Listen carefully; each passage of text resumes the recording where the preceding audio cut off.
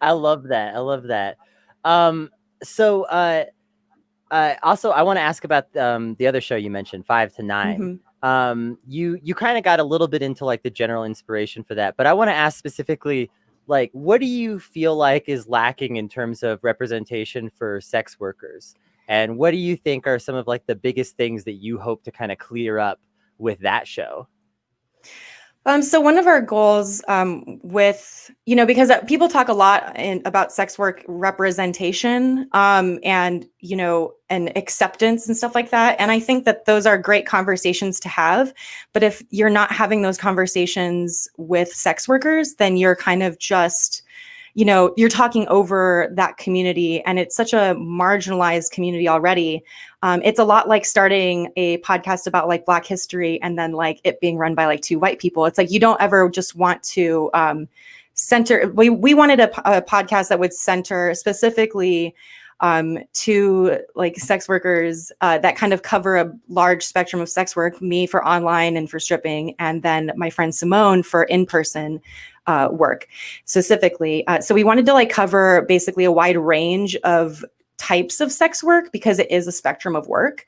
And we also just wanted to cover things from like our femme leftist perspective as well, because Simone is also a socialist. So I'm a communist, she's a socialist. It's great. It's really fun. And spoiler alert, it's really funny because I hate saying spoiler alert. That sounded so horrible. Oh my God. But like spoiler alert everyone, we used to date. Simone and I used to date years ago, and so it's got a layer of like, and we used to work in the same club but at different times, so we like are very very well acquainted. And we just thought it was so funny that like, oh, we're gonna do this like sex worker podcast, and it's like not only are we in the same exact industry and we've worked in the same place, but we've also dated each other. So it's like, it's very queer, it's very femme, it's really fun. And I'm just like really excited for that, to like educate people about, what in-person sex work is like, what online sex work is like, a lot of the politics around decriminalization.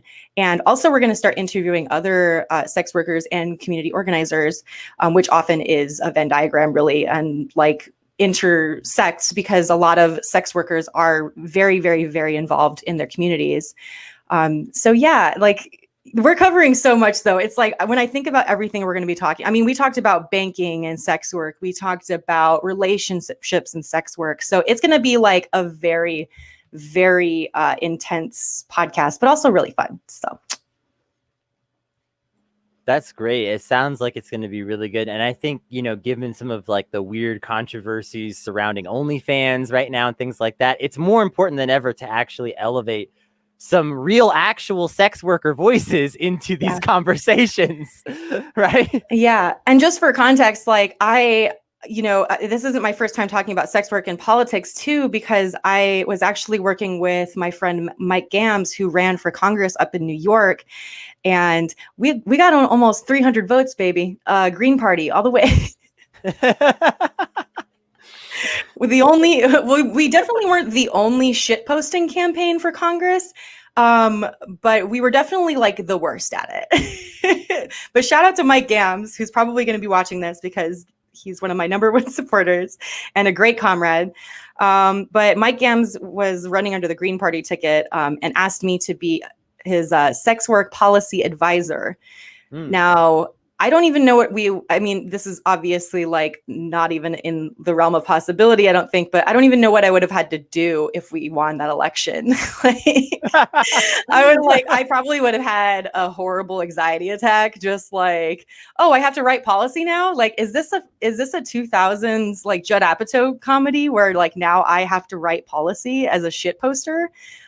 So that was, but that was interesting because it did force me to do a lot of research about sex work policy and SESTA FOSTA and sex trafficking and decriminalization. So from doing that, I realized there was a real need to talk about this and mainstream it in like the political discourse. So you've used the word femme several times to describe like what it is you're trying to capture. Mm-hmm. with both of the shows that you're working on to some extent, but especially the Hot Girl Agenda.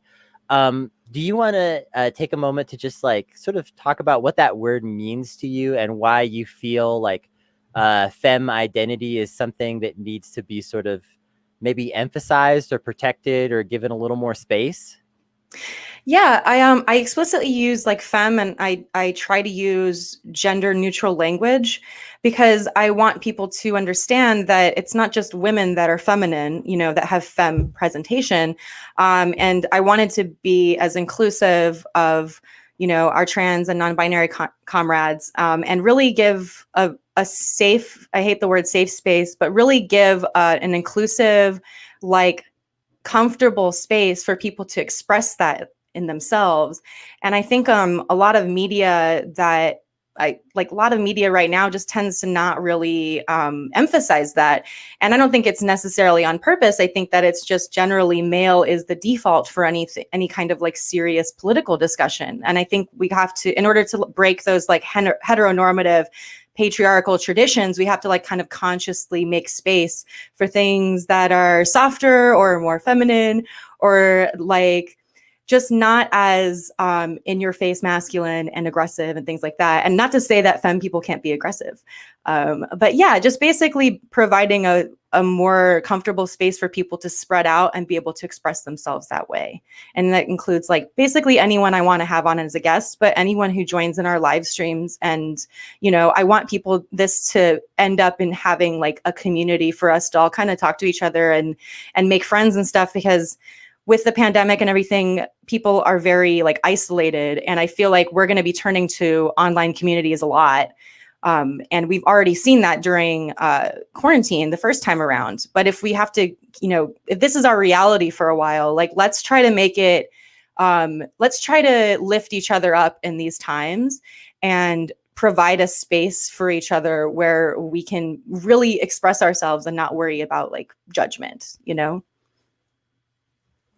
Yeah, I think that's really important, and I think that's really well said, and it definitely ties in my mind, to a lot of issues, like just thinking about the way that we think about political topics that involve care, for instance, anything that involves a sort of caring aspect, right? All of those political topics tend to be a little different if you are talking about them from a masculine or femme perspective, right? Mhm. Like, so I think Yeah. that's really cool. Yeah, and not to be like, there's no masculinity allowed on this show. It's like, no, I don't. It's not to like suppress any kind of like masculine energy. Like, I embrace like healthy masculinity. I think it's fucking great. And I want to see more healthy representations of masculinity in media and from like people in media. And I want to provide a space for that too. But basically my expression, like I am a cis woman, but I'm a cis, you know, I'm a cis bisexual woman. And like, I just kind of wanted to fuck around with that because I like, you know, wearing makeup and doing my hair when I have some, and putting on wigs and doing my nails. And, you know, like, I think it's like cool to kind of mesh those things together. It doesn't all have to be so serious and so like rigid all the time. I think there's this kind of tendency on the left to, kind of put like femme people on a pedestal as well, and kind of have a different set of expectations for them. And it's like, listen, we can be shit posters too. Like we can, you know, like we can have fun. Like Marx would want us to have fun is what I'm always saying. I want to put it on like a t-shirt, but it's like, you know, the whole goal, like the whole goal of like, you know, Marx's vision of communism was not to have the like rigid expectations in society. It was to have room to explore ourselves as human beings and to like really figure out as human beings like why we are here. And in the end, it is like at the end, it is like you know, like I think Marx would approve. Like not that I think it has any bearing on the like reality, but like I think Marx would approve of us like chilling and having fun, you know? And if you have a problem with it, come see me directly. Okay. Yeah, Marx is your friend personally. This is what you do. Yeah. So for everybody who's now tuned in, is getting excited, has heard some of the themes, what can they expect today? What's happening? So today, like we're just kind of right now, this is like a little introduction to the show. I have a little like tentative schedule I'm hoping we can stick to, but we'll see how it goes. So basically, what's on the agenda tonight? So that's kind of like how I'm going to start every show from now on, is being like, hey, what's on the agenda? And sometimes it will be like, I think I want to really stick with like the news and analysis side for now, and also kind of integrate that into our like little femme activities that we're doing.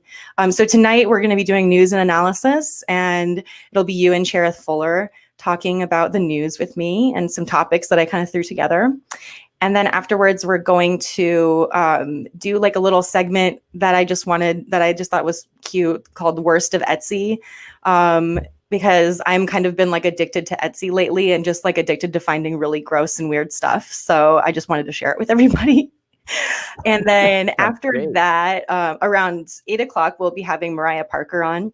And if you don't follow Mariah on Twitter or on social media, she's amazing. She's a queer Black woman in the South, and she is Athens County Commissioner, and also just like a really dedicated community organizer. And I've seen her at countless actions, and marched alongside her, and she does a tremendous work within her community. And she's also like a hip hop artist, so she's like just incredible. So we're gonna talk to her for like an hour or so, and that'll be the end of the stream. So yeah, that's what we got on the table tonight. Yeah. Yeah, it's gonna be great. And definitely, I mean, Mariah Parker, what an incredible get for your first like serious guest. I was so nervous asking her too. I was like, "You're so cool," like like I don't want to be like I'm not like trying to chase clout or anything, or like try to like put anybody up and be like an idol or whatever. But it's like, when you just like meet cool people and you're like, wow, like, I don't know. I was a dork up until like high school. So that's how I react to anybody cooler than me. It's just like, oh my God, you're so cool. Like, please be on my podcast. So that's how I'm going to ask everyone from now on, by the way. So if you get a little message, can you be on my podcast? Just say yes. Just be nice to me, please. Like, oh God, that's how I sending those messages is very nervous making. Let me tell you, I can relate so much. I send a lot of them for our show. Yeah, because you're like, who the fuck am I? Like, why the fuck would anybody want to be on my podcast, let alone my first one? So that's why it's always really cool. And it's like, I want to normalize that too on the left, of just being like a fucking dork sometimes, like, because honestly, like the cool detached left is way too much pressure. And I'm not that chill. Like I'm a neurotic person. So I have zero chill sometimes when I'm talking to cool people. And I get excited, and like, I think we should like normalize being excited to have our buddies on our podcast, like normalize it. Anyway, we're going to come up with a lot of slogans, I think. So we've talked about like some of the themes for the show moving forward. We've also talked about some of the content today. Do you have any visions for the content moving forward that you want to share with everybody, so that they can kind of know if they tune in next week and the week after and the week after that? You don't necessarily have to even name all your guests or anything, but just kind of generally, what can they expect? Well, like I said, I really want to continue with like the news and analysis panel. I think that is going to be like one of the most fun aspects, is just us palling around and doing femme shit. So today on the panel, like we're going to be all, I'm going to be doing my makeup and my hair. And I think Cherith's also going to be doing her makeup. And I think, Kennedy, you're painting your nails.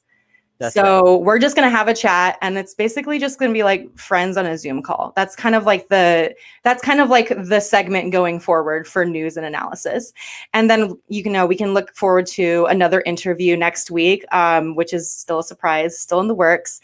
But also, like, if you can see behind me, I have a green screen. I have box lights. I have this whole wardrobe rack. Like, I'm going to be learning how to use my green screen eventually. And making video content, so that it's not all just it's not all just like live stuff on interviews. It'll also be like me debuting whatever video content I have to be then put on Twitch. And then also the extended versions can be seen on my Patreon.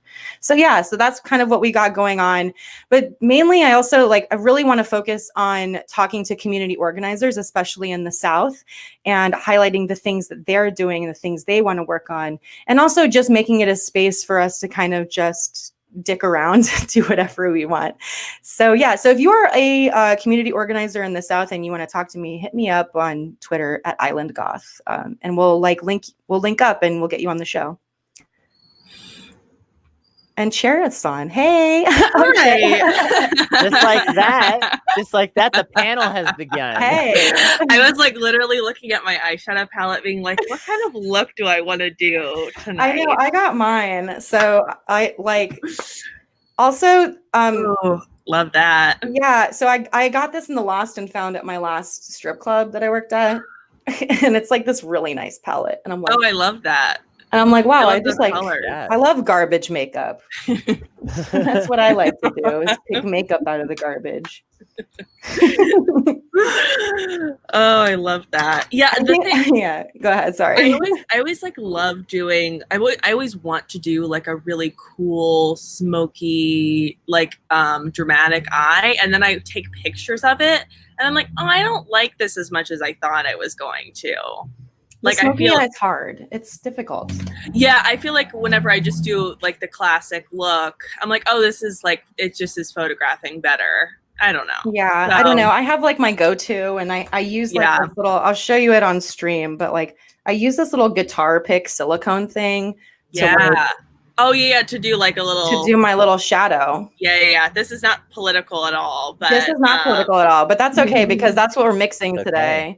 Like that's why I wanted to do this. I was like, it would just be so fun to just get on a Zoom call and just talk makeup and talk news with people. And I honestly, think that is very fun. That's much more interesting to me than like just watching a bunch of people staring at each other. And like, yeah, you want to talk about the news? Like, seems weird. Yeah. It is like I mean that's an old film trick too, is like just filming conversations is very boring. You have to have people doing something between one another, fidgeting with something, interacting in some way to make it interesting. So it's like this is way more interesting than just people like staring at one another. Yeah. And also, so I guess we should just jump into like the topics that we had today. I talked about this on my Twitter just briefly, but I got my first Botox injections. Well, okay, so where did you get it? I went to this place in Buckhead, and if you live in Atlanta or Georgia, you know Buckhead's like the bougiest of the bougie. Oh, so, for sure. Like, that's where my dermatologist is. Yeah. That's the place to go. Yeah, so I was like all nervous when I went in for my consultation, but I was at this place called Dermani Med Spa. It's in Buckhead if you live in Atlanta or near Atlanta, and they are very reasonably priced. Like when I went in, I wasn't sure how much. Like growing up very anti-plastic surgery and body modification, which is so stupid because I had piercings and tattoos. I used to be very like anti all of that stuff. Yeah. And I like realize as I get older, like I'm a giant hypocrite. I want to be young forever. But also, what's that? The thing is too, is like now is actually the time when you should get it. Yeah. Ironically, is like when you're younger, is you should get like preventative Botox. So you get it for like 10 to 15 years. And then when you're like, 45, 50, you can stop getting it. And then you're just like, I'm perfect, Yeah, I'm perfect forever. I'm like, perfect forever. No, but like, so the Botox actually itself is only like, I think I had like a special or something. It was like $7 a unit for my first round of it. Yeah. And they were like, I was like, oh my God, how many units am I going to need? And she was like, oh no, it's preventative. So it's like, you just need like 28 units. And I was like, cool. That's really affordable. So it came out to around, I had like also another coupon or something from like a membership plan. And so it came out to around like $200. And I apparently you tip on your Botox, which I didn't know. Like I was like, I guess I'll tip. I think probably at a med spa you would. Whereas like if you're at like a dermatologist, you probably wouldn't. Yeah, like she wasn't like a plastic surgeon. She was just like, I'm not just a med tech. She's amazing. Becca, I love you. Yeah, I think it just depends. It depends on where you go. But like, where in your face did you get like your 11s? Just right here. Forehead? Okay, gotcha. So she got so I have a really intense like frowny line. And I have like right here. So when we took pictures together, because Cherith and I make content together, like you can see all my frowny lines. So this is actually like, Kennedy, do you know anything about Botox? Not really. I'm learning a lot. Yeah, I learned it too. I asked her a million questions when I went into these are if you go like this, these are called your 11s. These are your 11s? Yeah. So if you get it right in between your eyebrows, you can see. Yeah, those are called 11. So if someone's like, I got my 11s done. Yeah, that's what it's called. Oh my God, I'm learning. Which it's very common, and like it doesn't take as many units because it's like a small area or whatever. But yeah. Well, anyway, yeah. So I got like this done like right here. And it hardly hurt. I mean, it felt like a bee sting kind of. It was like a little bit uncomfortable, but nothing crazy. If you can get a tattoo and a piercing, you'll be fine. You can get Botox. It does not hurt. Or if you get your blood drawn or whatever. Yeah, this was a much easier experience. I don't like getting my blood drawn. I have a hate that. Yeah, but it was only like $200, which is so funny because I always just assumed stuff like this was like way out of my reach as a working class person, and then I realized like, no, this is like what I need as a working class like stripper. Like I need I have so much stress lines from this year alone. But anyway, you can write that off for your taxes too. Yeah, sometimes you can. I wonder if you can. Yeah. Actually, I have no idea. I just totally pulled that out of my ass. Well, I actually asked my tax lady this last time because I was like, if I have my boobs done, is that a tax write-off? And she was like, that's the only thing I've seen cosmetically that you can write off on your taxes. And I was like, okay, but it's also like $4,000, $5,000. So, oh well. The write-off only has so much value. Yeah, like I don't have that much money to throw around to begin with. So yeah. It's like what's the point in the write-off? Because you just spend all that money. You might as well just not spend the money, unless you really want it, et cetera, et cetera, et cetera. You know. Saved it. Yeah. So enough about me and my Botox and everything. Do we have any? I thought it was interesting. For the record, I will say like I just have started being like more serious about my skincare because I do media all the time now and all this stuff, and like I feel like I'm a little out of my depth with like this particular conversation, but I want to figure out what's going on because I'm like I gotta know. Really, a lot of skincare is actually bullshit. Really, all you need is a good retinol or retinoid, like a solid, really basic moisturizer and sunscreen. That's like really it.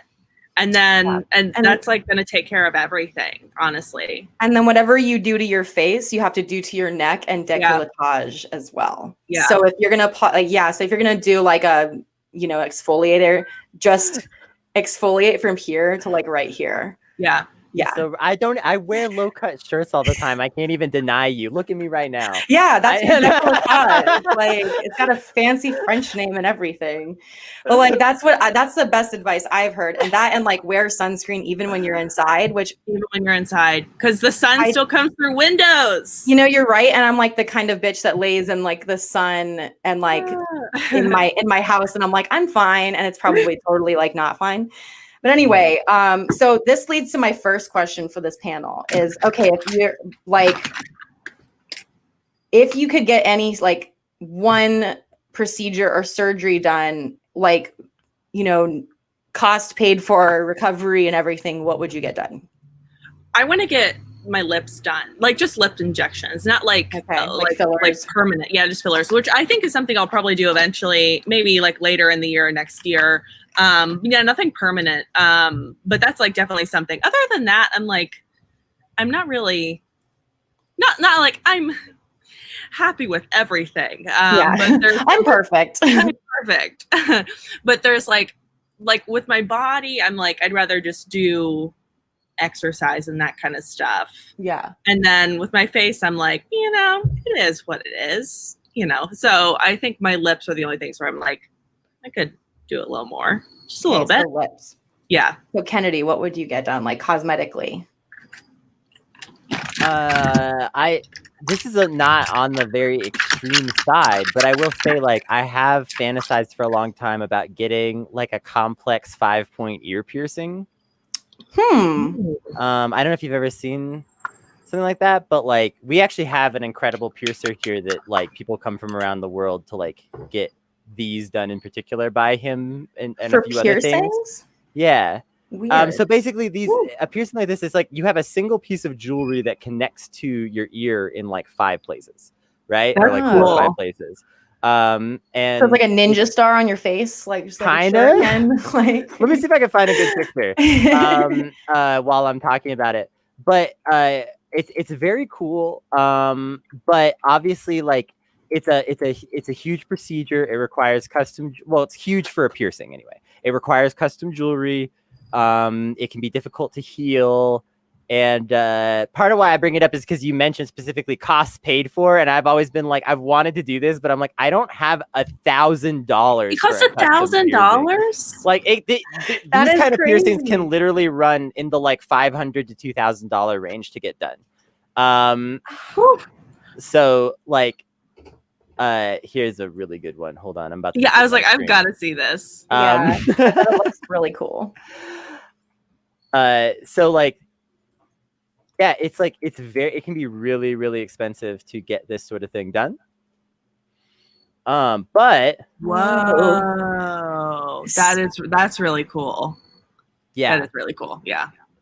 Wow. Okay. That's beautiful. So they have to do it like boom, boom, boom, boom, boom, and then just like put the thing in you. Like, I'm just trying to figure out how that would even work. Two ways it can be done. They're all complicated. They all are kind of expensive too. So it's like.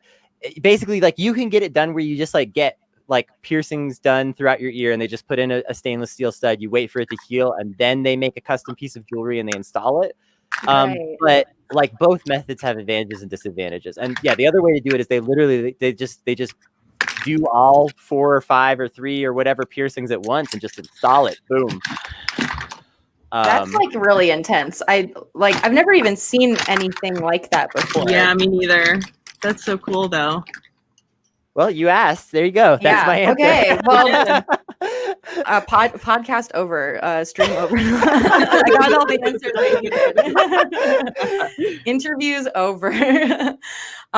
So I guess we'll like move on to the next topic, and I'll just keep continuing to do my makeup because I like haven't done anything. This is like me getting ready for work, by the way. I just like spend 30 minutes putting concealer on.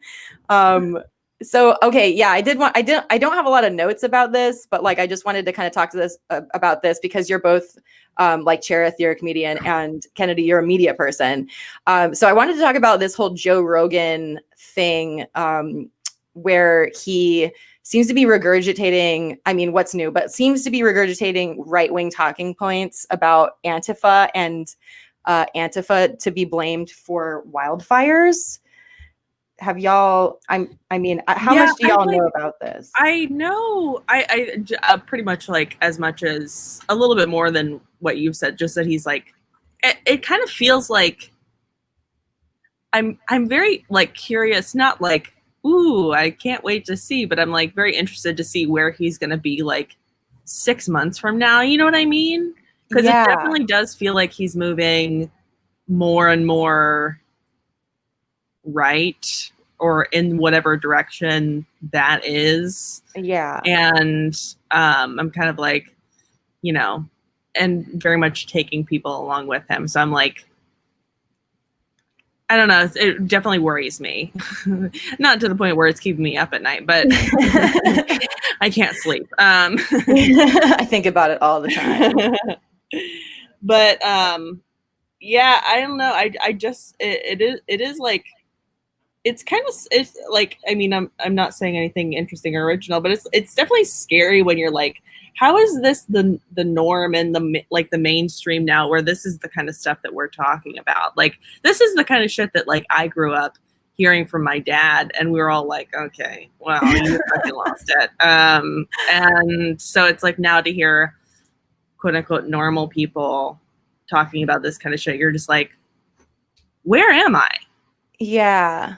It seems like he's exhausting a lot of like good faith that has been thrown his way because of like I feel like because of the Bernie stuff earlier this year when he endorsed Bernie Sanders and like Bernie got a lot of backlash, but then Joe Rogan also got a lot of backlash. Yeah. And I think that he kind of exhausted his political goodwill with a lot of leftists by just kind of going the QAnon route. And like, I don't know. I think that's kind of where it's so fascinating too. How many dudes friends with who are just like even the ones that you don't even think about it like would be that way are just like so casually like, yeah, I like Joe Rogan, and you're just like, you too? Yeah. It's all like, of you? Did you all go to like, yeah, it's I don't know. Kennedy, what's your take on this? Before I say something I'll regret. I think that when your revolutionary theory is neither truly revolutionary nor liberative, you will become a reactionary again. Like, that's all we're seeing, you know? Like, Joe Rogan for years has been talking a lot of like, I'm only like partially talking the talk, but I'm not actually like listening to marginalized people or learning theory or any of the things that like sort of soak these lessons in. Because this is like the quintessential like, I was a socialist in college and then I learned better kind of behavior, right? Yeah, like you were never a socialist. Like, right. Yeah. Like you thought you were a socialist for like 2 years because you were like slightly more into human rights than you are now, but you didn't actually learn any kind of theory of any kind, or like I say, listen to marginalized people, or just kind of like learn anything that like stuck. And that's where Joe Rogan has seemed to have been at, especially with like issues like gender, which is obviously something I think about a lot. And like, just like I've the right for me, especially whenever I see people like talking that sort of like gender critical stuff, I always assume that they're going to be a conservative in a couple of years. I wasn't shocked when it happened with J.K. Rowling. I'm not shocked if Joe Rogan is about to become a conservative either. Yeah, I guess the argument could be said that he was never a libertarian to begin with, because like, as we all kind of experience from conversations online, like, don't get me wrong, I think that there's definitely like good faith libertarians out there that really believe that they're libertarian and that they are libertarian. But like, I think that he is very ideologically confused. And like, for someone that interviews people over and over and over again, like he does not seem to learn anything. Yeah. other than the reactionary stuff. It's like he doesn't seem to actually internalize anything about community or community care or like social justice. He only seems to be absorbing like the reactionary, like misogynist, like racist Red Scare shit, which is fucked up. But like, also he's a cis dude. So you're like, what did I really expect from you, basically? Like, I think the troubling thing for me is that like there's already so much like anti-communist and anti-anarchist sentiment in this country, and he is a really large mouthpiece. So when he says things like Antifa is setting the forest fires, which is just so like nonsensical to begin with, from like even just the most like surface perspective, you're like, that's bullshit. What? So it's really troubling to see someone with so many followers that's already kind of skewing pretty conservative to like fall into this narrative flow. And like, I just wonder where it's going next. But also I'm like wondering, like, this, I guess, is my second question for y'all, is like, as you know, Cherith, you're a comedian, and you also like, you know, have a podcast and work in media, like, and Kennedy, you're working media. Like, how can we, like, how do you fight something like this? Like, how do you push back against it? Do you push back against it, or does even acknowledging it legitimize it? Like, what do we do with our respective platforms to like push people away from this kind of thinking, you know, or convince people that it's not worth listening to? It's hard. I don't know. I definitely, I know in my own life, the thing that's always been most helpful is less like using my media platforms and just actually talking with people on a personal level. That's always been something that has proven to be most effective, at least in my experience. But it's also like how many people can you truly affect, but just by like talking to one person at a time. Right. So it's like, I don't know. I remember reading this article that was just talking about how all of the media sites like New York Times and all these bigger sites have like paywalls and stuff like that. Don't have paywalls, and so that's the reason why, not the whole reason why, but that's one of the reasons why people are just like, it's so easily accessible to get this kind of like insane propaganda. And so I'm like, I think just making your stuff more accessible, I guess. I don't know. I have no idea. Yeah, this was not me like trying to solve, but like, what are we doing personally to solve this crisis, y'all? Yeah. Because let's just give ourselves more work to do, because we don't have enough already. I'm just curious, like, Kennedy, what do you think? What do you think the solution is going to be, like, if we have any chance of like countering this narrative? This is a propaganda solution here. Sorry. I think it's interesting because I think people like us think all the time about what we're platforming. Yes. But I think that like people that don't have a quote unquote media platform don't think about this stuff. And I think that's actually the more troubling thing to me sometimes. Yeah. Is that we all have like a limited amount of time and energy in this world. Like you have to decide like what's worth spending your time on. And like a lot of the people that I know that watch Rogan, they admit that he's kind of an idiot and they don't always like him and stuff like that. If you feel that way, platform something else with your personal time. That's really like, if we want to solve this kind of problem, like stop giving people half a pass when they seem half okay, and start demanding that like the people that you support be a little better than that, just period, right out the gate. I really do think that that's something we should all be doing as consumers. Right. Yeah, because like ultimately there's, for every like shitty super problematic person, there's like 10 artists and people that aren't like that are just as talented, that are waiting to have some modicum of success that these huge performers have. And that's like a thing that I've noticed with like the local comedy scenes in places that I've been, is that, there'll be an endless amount of good faith and forgiveness for these really shitty people, because they're like the talent. But then there's a bunch of non-shitty people right there in the wings, ready for their moment. And they're also talented. And because like there is kind of a scarcity problem right now, like in like club scenes and stuff like that. And like the people that get platformed, there's like zero expectation for them to be even like kind of a cool person.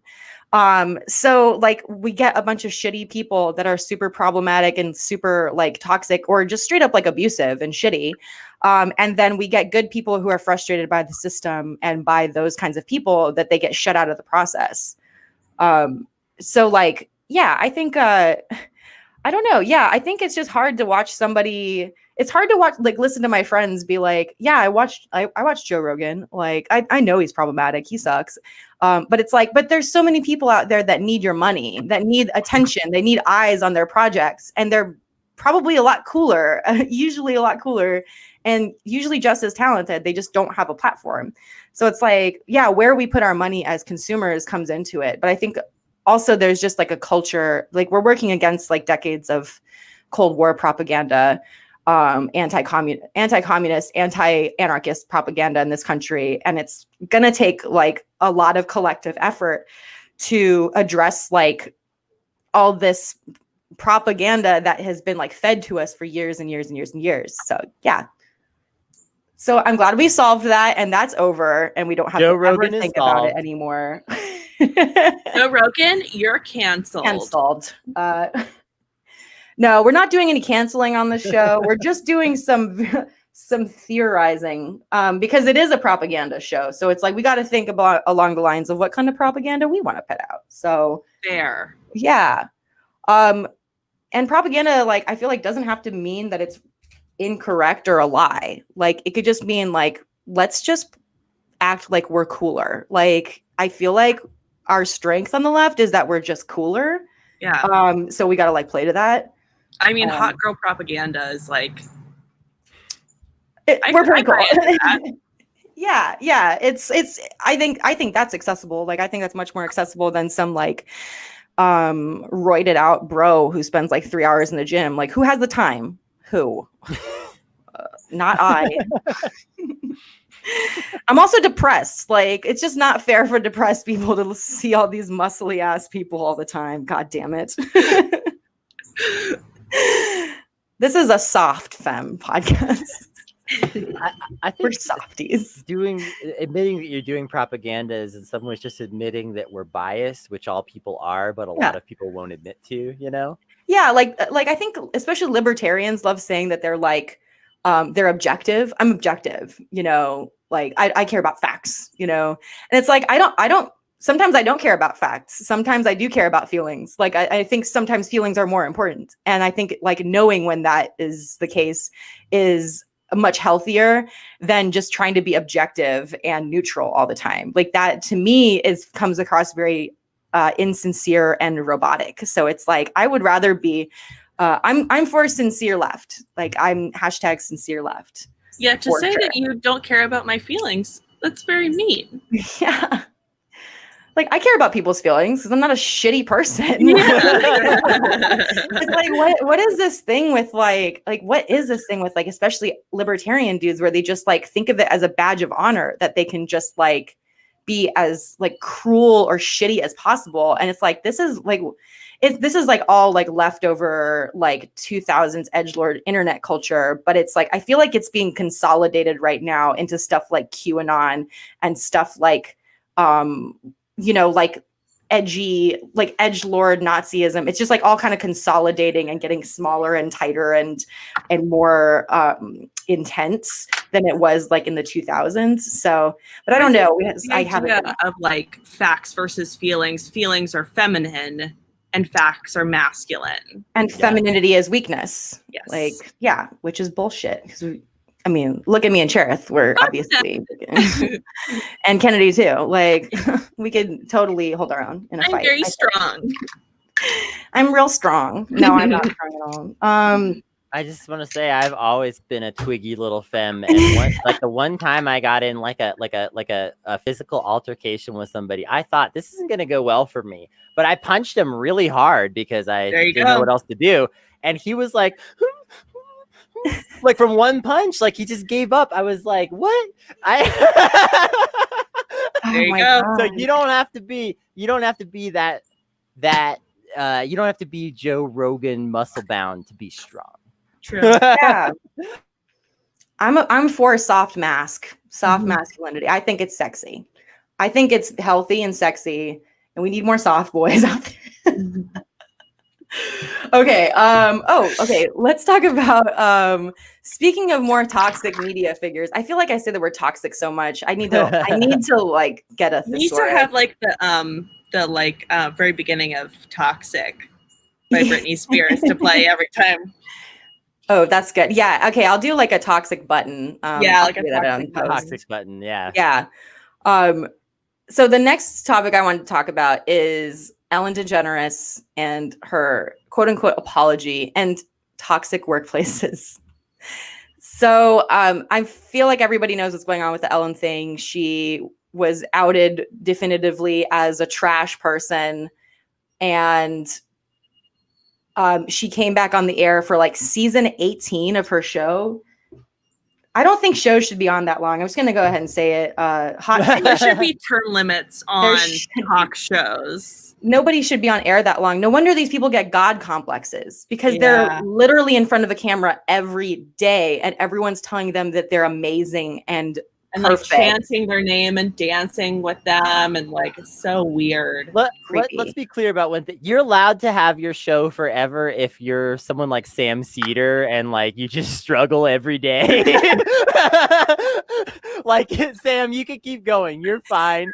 But anybody who has like when you have a talk show on a national network, that's crazy amounts of just influence and exposure to your every thought and idea, right? And power over other people.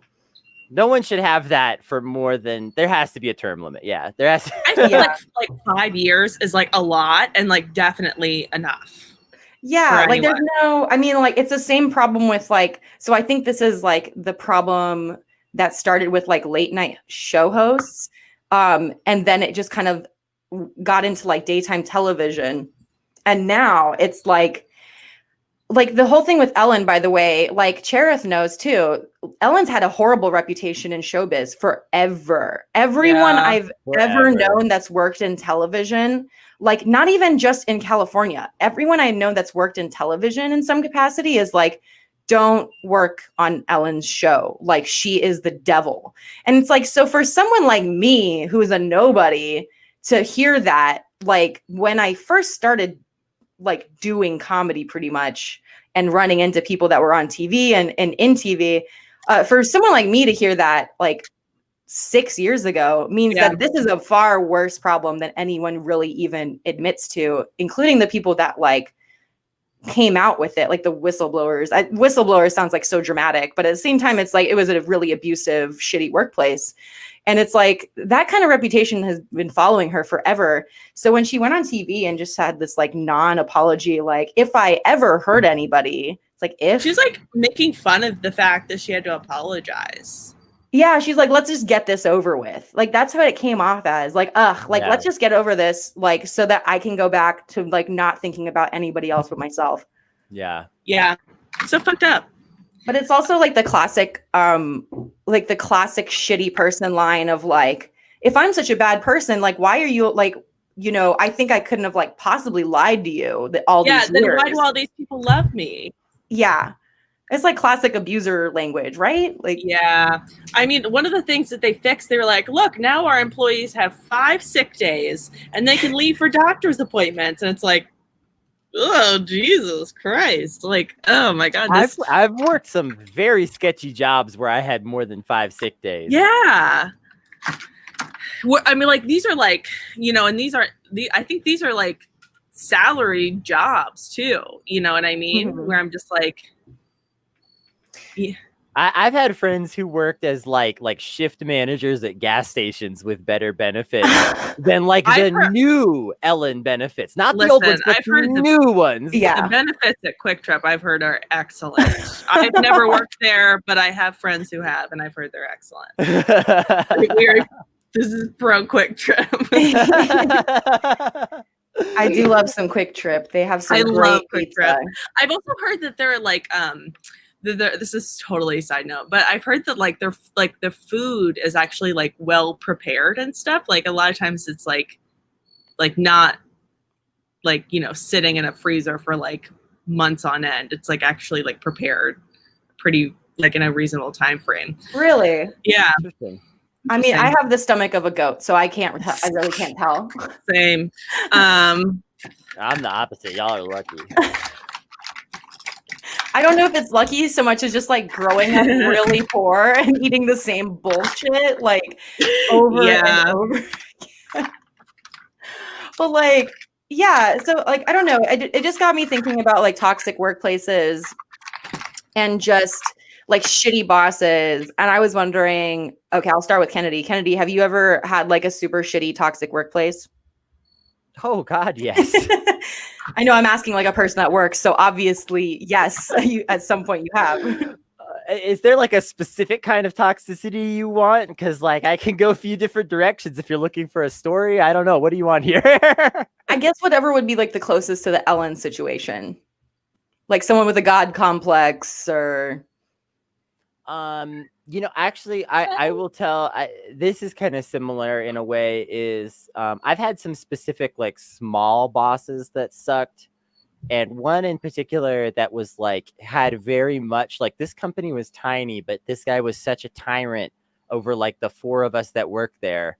Like it was just unbelievable, you know, the scale of the abuse for like the scale of the company just seemed really out of proportion.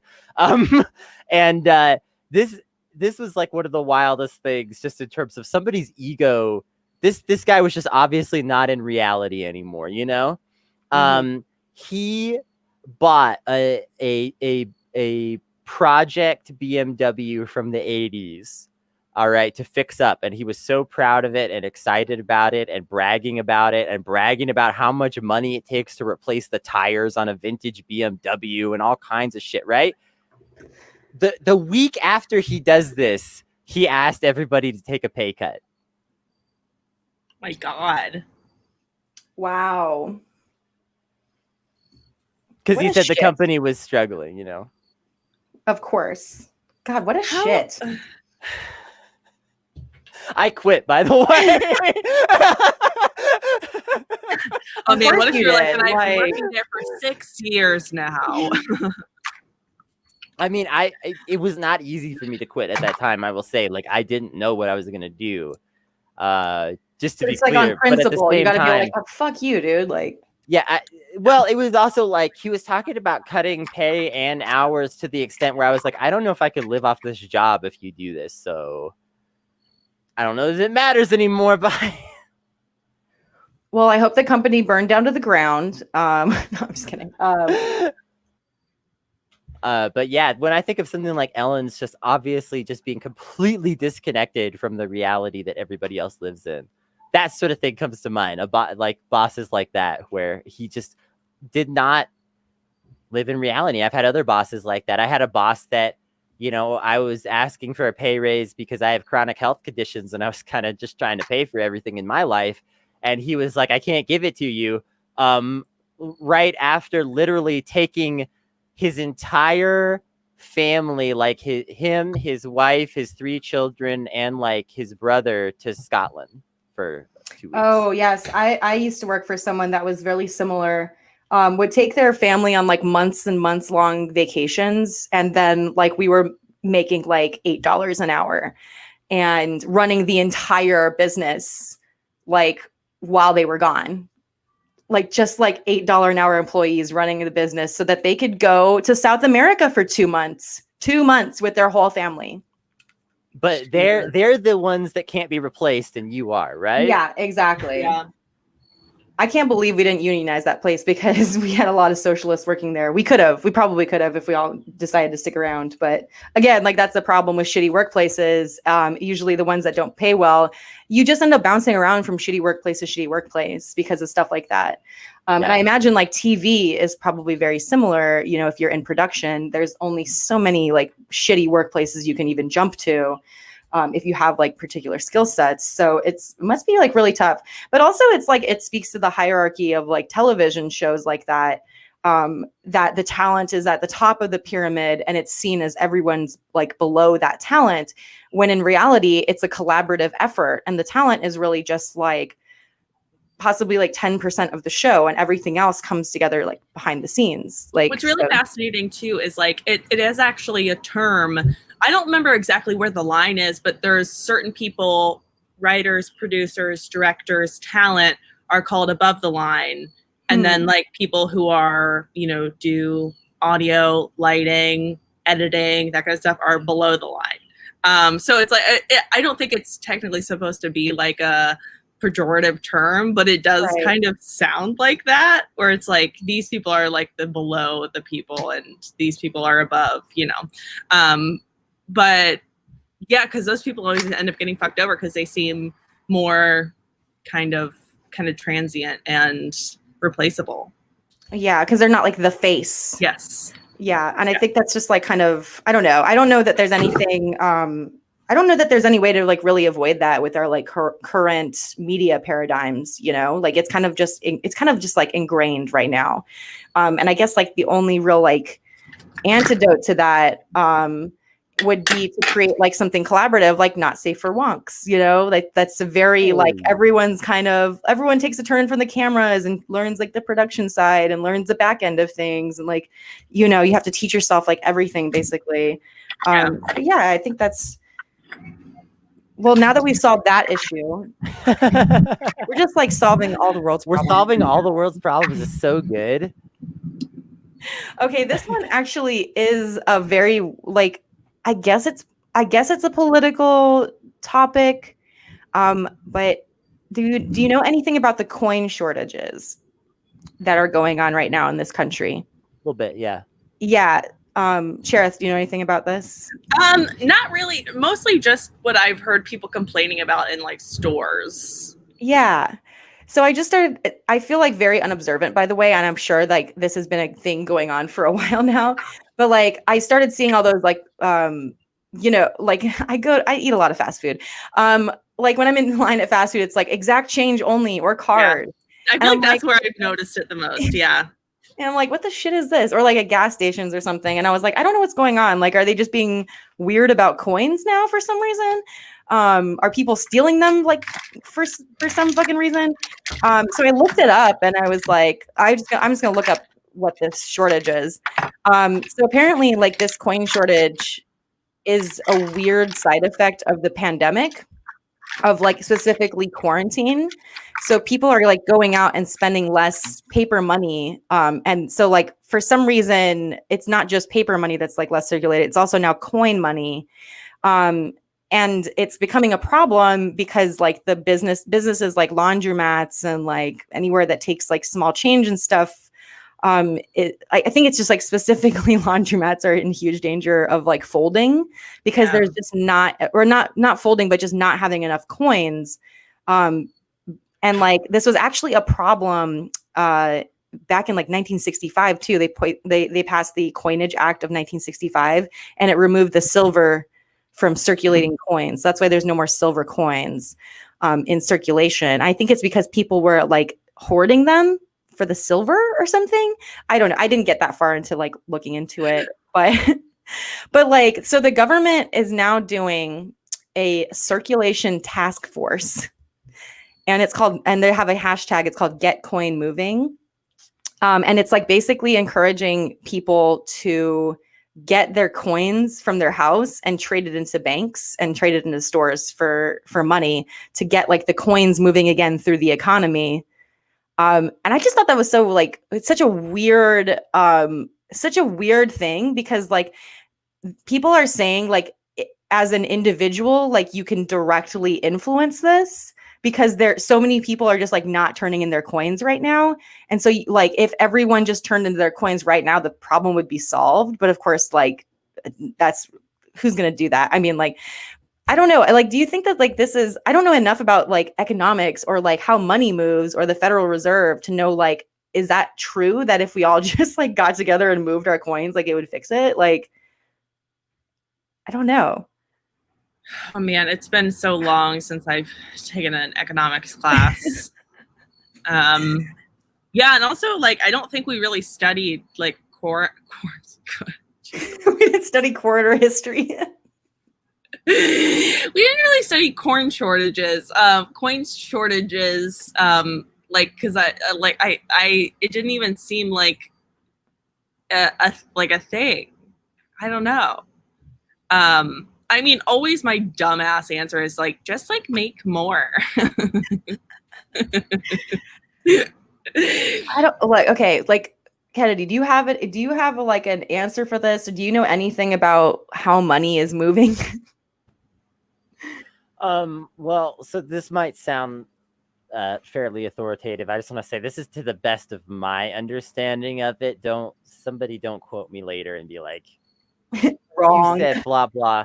But basically, okay, so because this really has to do with inflation. Even if we all went and spent all of our coins and got them back in circulation, that's like a temporary solution to a problem that's been developing for a while and which has just now kind of come to light because of current circumstances. So basically, we're in this situation where even though we've cheapened the metal so much and done all these things, a penny costs about 2 cents to make. And that's obviously a problem, right? So now, and you can make all these arguments about, well, but the penny will have like a long-term value in circulation, and modern monetary theory can potentially balance these things out because if once it's in circulation, it's used multiple times, all these kind of thoughts. But at the same time, there's definitely an issue if a penny costs 2 cents to make. Okay. And the reality is just that like things have becoming like to the point where like we only use change because we have all this fucked up math that we're doing all the time. Right? Mhm. Like in reality, it's not like there's ever anything that you buy that costs a quarter, you know, or 5 cents.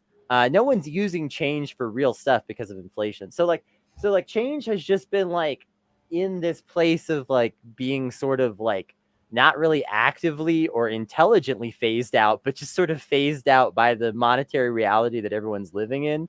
So I don't know. I don't think this is a fixable situation without like actually like steering our economy in a new direction. And I just wonder, like, how strong is the penny lobby that we still have fucking pennies? Like, what is this? A penny is not useful in any regard. And the fact that it costs more to make it than it's actually worth, but it'll be worth it in the future. But it's a negative value right now. Like, it makes me so like, what kind of fucked up country do we live in? Like, that we still have to fucking deal with pennies. And now the onus is on the individual to like fix this fucking problem. Like, go get your pennies or the economy is gonna collapse. Like, you're like, okay. But also, like, in reading about this, I was reading about the Coin Laundry Association, which is a real thing. And they said that, according to them, 56% of laundromats take quarters as their only form of payment, which is also crazy because laundromats, like in I think their current form, they started at first in like the Depression era with washaterias is what they were called. And then in the 50s, they kind of revolutionized it with the like modern laundry technology that we're looking at now with like the individual like washer and dryers and stuff like that.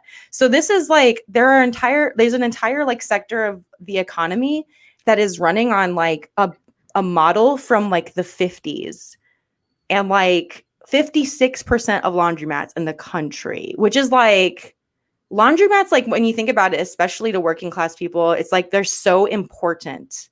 Like, not everyone has a washer or dryer, and your ability to do laundry quickly and like, you know, if you're someone who works like 40 to 60 hours a week, like you don't have time to fucking hand wash all your shit. Like nobody has time to wash it.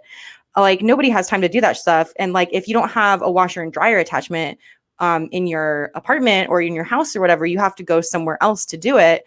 And it's like, it's actually really scary that this like public good, pretty much like something that should be a public good, by the way, like we should definitely nationalize like laundromats and like have laundry be free for everybody and just like taxed or whatever. Like, it's really scary that like this stuff is going to go away if we don't do something about it. It's like, but also like, why do you have a business and your only form of payment is quarters? Like, why don't we have like Chuck E. Cheese tokens for laundry? I don't know, really. All Sure, I can really hear you say, scratching around.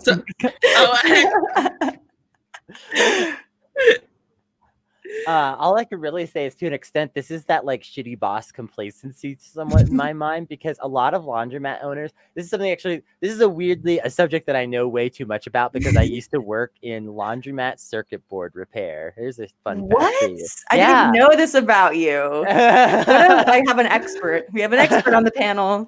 And laundromat owners are basically like, I've never met like a worse class of people overall. I don't really know what these are like the scuzziest business owners you can imagine. I imagine that they're probably on the level of like some of the worst club owners you've known, like in terms of just like that kind of just extreme shadiness, and like taking like a lot of people who are in disadvantaged situations and squeezing anything you can out of them. That's a laundromat owner. Like, and every laundromat owner, like, they're all used to, the thing is because laundromats were such a big boom at one time, they're all used to making lots of money off of no effort, and none of them want to change that. Yeah, that's what it seems like to me. Is it's like, wait, we know that laundromats can take like credit cards and tokens and stuff like that. And the fact that you have had a business and like relied solely on this like one thing, and granted it's a form of payment, it's a currency, it's a valid currency, but at the same time it's like, how do you watch the dollar just drop all the time and don't think like, maybe I should upgrade my equipment and technology, or like come up with a different system? Like, my brain immediately goes to, it's probably potentially easier to lie on your taxes if everything's in cash. Oh, like a literal laundromat. Like you're literally laundering your laundry money. Right. I'm so naive that I like didn't even consider the crime aspect of it. Like, it's easier to do crime with cash. So yeah. That's actually why I referenced club owners. I was thinking of other businesses where there's that shadiness about how much money was there and where did it go. Yeah. You know, like that's laundromat owners. I don't know how many quarters I got. It's quarters. They're always rolling around. They're keep track. Yeah. There's a coin shortage. I don't know where they are. But okay, so one of the things I read about when reading about this too is like, there was a story about how some guy. Oh, sorry. Go ahead. Look, kitties. My two kitties. Oh, kitties. Oh, I love that. They're being very My cute. cat's in the closet right now. Otherwise, I'd show you my cat. But anyway, so I was reading about the coin shortage, and I was reading about like the effort, like the initiative to actually go to people and get them to turn in their coins. And like some guy was like going around, I guess it was like a neighborhood initiative or a city initiative or something, and he convinced this one guy to sell back like $5,000 worth of coins.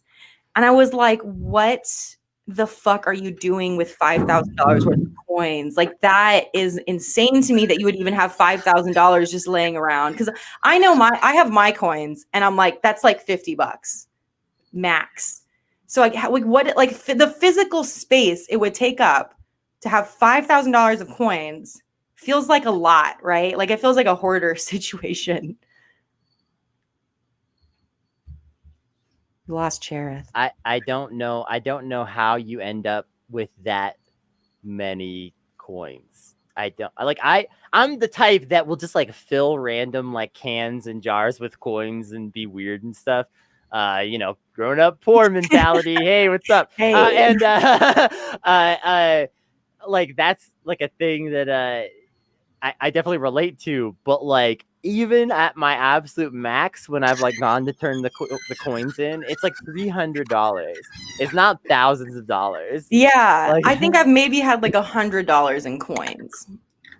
Like, yeah, so like $5,000 in coins makes me think like this person didn't need $5,000, because it's like, you probably like, I don't know anyone that would like not have their coins in a jar somewhere. Like, I'm going to go turn in my coins tomorrow because I was like, this fucking shit worked on me. I was like, I got to go turn my coins in, I guess. And like, I'm part of the problem. Like, I've definitely got like $50 worth of coins right now, just chilling in my jar. And I'm like, I'm going to go change it in. But I'm like, but $50 of coins. And I feel like maybe that's even an exaggeration. Like, that's what this is a full jar of coins. So it's like $5,000 in coins. Oh, that's heavy. Fuck. Yeah, it's crazy. It makes me think that person lives in like a mansion or something, and they just like scoured their mansion for coins, like they're in Mario Brothers or something, you know? Anyway, so go to #GetCoinMoving and turn in your, it's up to the individual now. We have to like fix this shit ourselves. Our government have to save the economy. We have to save the economy with our pennies, our literal pennies. I really want to start a petition to just get rid of pennies. If we could just do that in 2020, I think all of it will be worth it. No, I'm just kidding. I think we'll be okay. I think we'll be okay. I think it'll all be fine. Everything will be okay. I mean, honestly, I think like if we actually want to fix this, we have to start considering like there have been a few times in different places where they've had to like have dual currencies and like completely readjust their economy.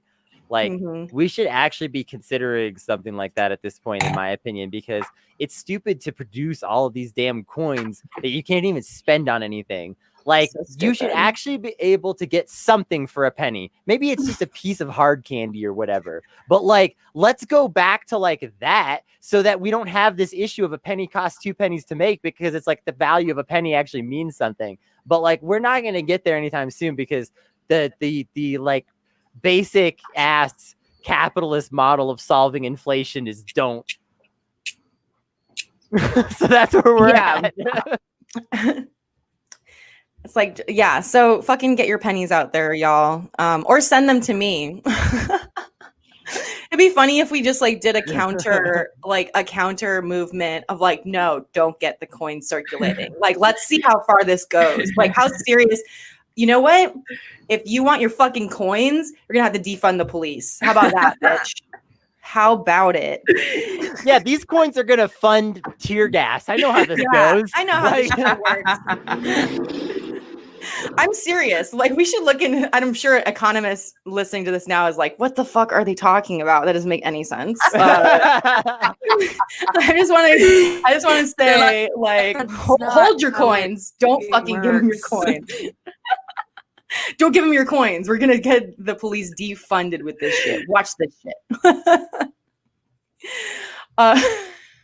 So stupid. Oh yeah, serious political analysis here. Good shit. But yeah, that whole story made me delve into like the history of laundromats, which is like very interesting to me. But also like one of those things, like as a modern person, you know, you don't spend a ton of time thinking about like your laundromat and like how it works. And it's just like one of those things. It's like, what the fuck else is 2020 and like this pandemic going to throw at us? Because the coin shortage thing was not on my bingo card at all. Like, I was not prepared for that weirdness, you know?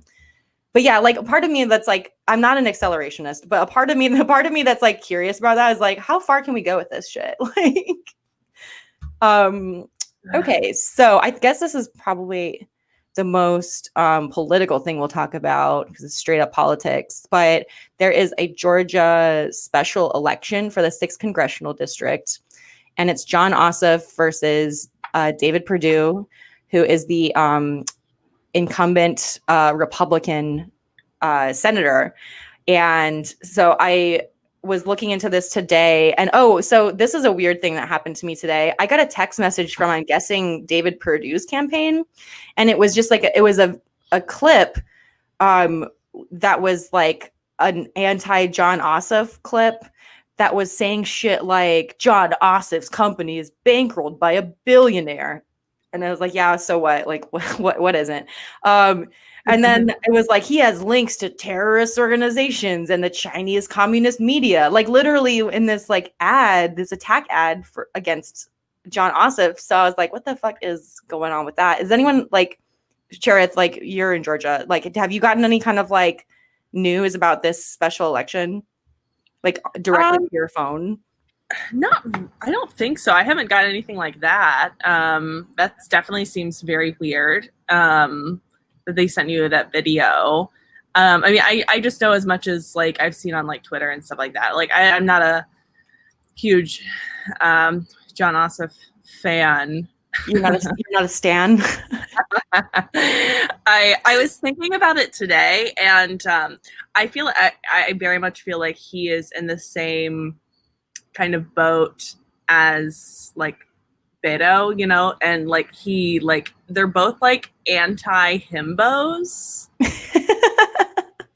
where they're like, but they're not like actual like interesting intellectual people, but they're just like these kind of other shells that also like are kind of vacuous human beings. Mm-hmm. But they don't even have good bodies.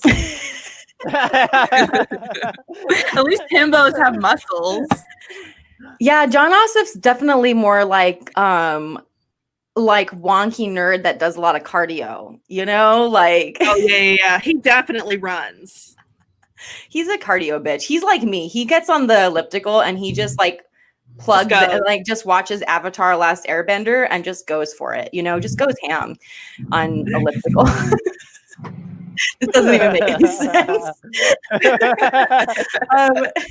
But I was like, so I was looking, so I'm always like very, very cautious of Democratic candidates these days anyway. And I always know like Republicans are just automatically trash anyway, but they're like consistently trash.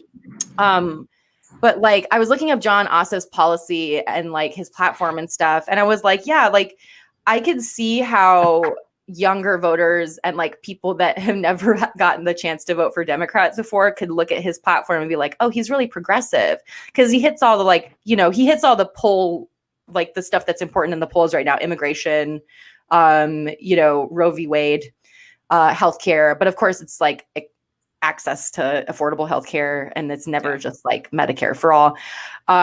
Or universal healthcare. So like I could see how like younger voters could get really excited for him. But I think it was like, and I think he's on the stream now. I think Aaron, Posadas Trap God, was saying how he volunteered for Ossoff's campaign to canvass. Aaron, if you're in the audience, please do clarify. But I think it was Aaron that was telling us like he volunteered to canvass once for John Ossoff and like talked to him and then quit the campaign. Like yeah, he described him as like a dead-eyed ghoul. Aaron, get in the comments.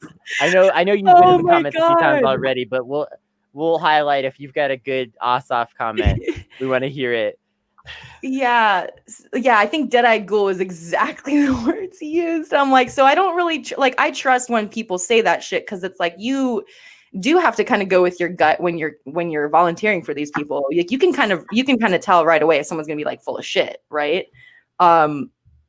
I guess he might not be on the stream anymore, but like I just thought that was funny. So I was like, yeah, I was looking at his platform and I was like, yeah, this is all stuff I would have voted for. And the thing is like I still vote for Democrats. I'm like very critical of the electoral system, but I still vote in every fucking election. Like I just do. It's just like also like if I was at all inconvenienced by voting, I would fucking not do it. But like my polling place, I'm always in and out, and I'm very privileged in that regard, where I'm just like in and out, no problems ever. But like, yeah, I vote for Democrats all the time. And I'm like, I've seen this before. And I was like, oh yeah, he ran in 2017 as well. And he like had something like he had raised like the most money of like any like Democratic like Senate candidate or something like that at the time. And he still lost. He ran against Karen Handel in like, I don't remember what district, but it was essentially what Alpharetta is. Mm-hmm. And then he lost, and then he's like, yeah, now I'm gonna run for it. It's just like Beto, like, and I'm like, upwards. You lost, and then now you're just like upping the ante. I'm like, yeah, like now you're just win forever, you know, like. Like I would love to just go lose and just keep losing and also making more money. Like this is only a thing that happens in politics. Like, just go take over Ellen and leave us alone. Whatever happened to like starting with a reasonable position and working your way up? Like John Ossoff, you need to be in like city council for some town that nobody knows. That's what I've been told. Everyone is supposed to start their political journey that way. So get on it, bro. No, like, he should be in DSA and be in leadership for DSA for a year. No, I was kidding. Don't be in DSA. Don't actually do that. Please don't do that. Don't bother. Got enough fucking problems. I know. I will say this though. We use Beto O'Rourke as an insult now, right? As like an insult of that's our future president. But how dare you? But like if Beto had just like beaten Ted Cruz, we would all probably be like low key Beto stands like right now, right? Like you know what I mean? Absolutely. Like and I will say that for John Ossoff, like at least he's better than what he's running against, right? And so there's a chance that he'll win, and at least like. People will be able to celebrate maybe some small victories with him, which is more than you could say for some people running. So at least you have to give him that tiny bit of credit. But is he a dead-eyed ghoul? Aaron said so, and I trust him. So I trust Aaron's opinion. And also, like, so that is a nice thing about this particular election and these two particular candidates is there is a pretty stark difference in their platforms. My main concern comes from the fact that I don't see John Ossoff on social media. Like, I like in this day and age, like I'm not saying you have to have a high Twitter following or anything, but you have to be much more engaged in the day-to-day of your electorate leading all the way up to the election. And I just don't necessarily like see that involvement. Like his Twitter presence is very much focused on like right now, like the last thing I read about him was he had a tweet that was just like the hypocrisy of David Perdue. And it's like, this is not a winning strategy for Democrats. Like the Democrats, like, even if it's just lip service, like if I was a fucking Democrat trying to get in, like, I mean, obviously I'm not sure if what his intentions are, if he actually wants to get in or if he like is just doing this to raise a bunch of money and raise his public profile. But either way, like if I was running what I wanted to look like an effective strategy, like the thing is that Republicans don't care about being hypocrites. Like we've proven this so many times. Yeah, he posts, but his posts are whack. But I like say, so I think that like for us, I think we pay attention a lot to Twitter, but then there was the primary that was, I believe, in Washington, where there was that one politician candidate, whatever, who was like a truck driver. He was really big on Twitter. He had like 200,000 followers. He was like Josh for Collins. There we go. And he literally got like 0.02% of the,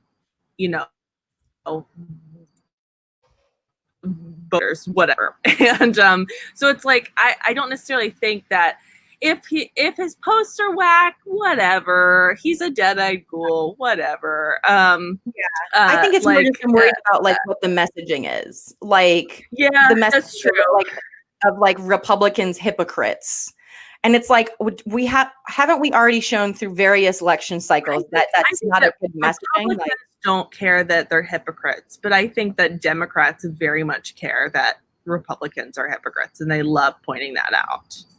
That's true. I mean, I guess I'm just saying because like he actually does have like some progressive policy points on his website. And it's like, if I wanted to draw a starker contrast, it's like, since we already know that David Perdue is a hypocrite, whatever, it's like, why don't we like talk about the actual policy? And I think that maybe there's like a lot of deflection about actual policy from like mainstream Democrats because they don't actually want to go into specifics about things that they're probably sure that they're not going to get accomplished or like actively are not like really not working to in anything other than like lip service, like that's my concern, like coming out of this stuff. But I'm just saying as a strategy, it's like, I wouldn't spend so much time talking about how they're like, how he's a hypocrite. I would spend time and also there's a lack of like any mention of like veterans and stuff in their both of their policies, Perdue and Ossoff, which I thought was interesting. And I was like, there's a gap here where David Perdue isn't talking about veterans, like supporting the troops. And it's like, if you really wanted to win as a candidate, you would try to like capture like at least the veteran vote, because that's a very like disenfranchised, but also like it's an easy way to show like patriotism, which is so fucking important for centrists for some reason. But that's like my opinion. Like I was like very shocked that this is such a close race too. Like I didn't think that it would be this close, but there was one poll I was looking at where it's like 44 to 43%. And it's in favor of Ossoff. So he's only like 1 point ahead in like one of these polls. And it was like what the fuck is the name of that 538 poll? I don't know anything about polls since this is something I'm like still learning about, but fucking Nate Silver motherfucker. Oh, but like, okay, so this is a thing that I thought was interesting was like, so this race is like extremely close.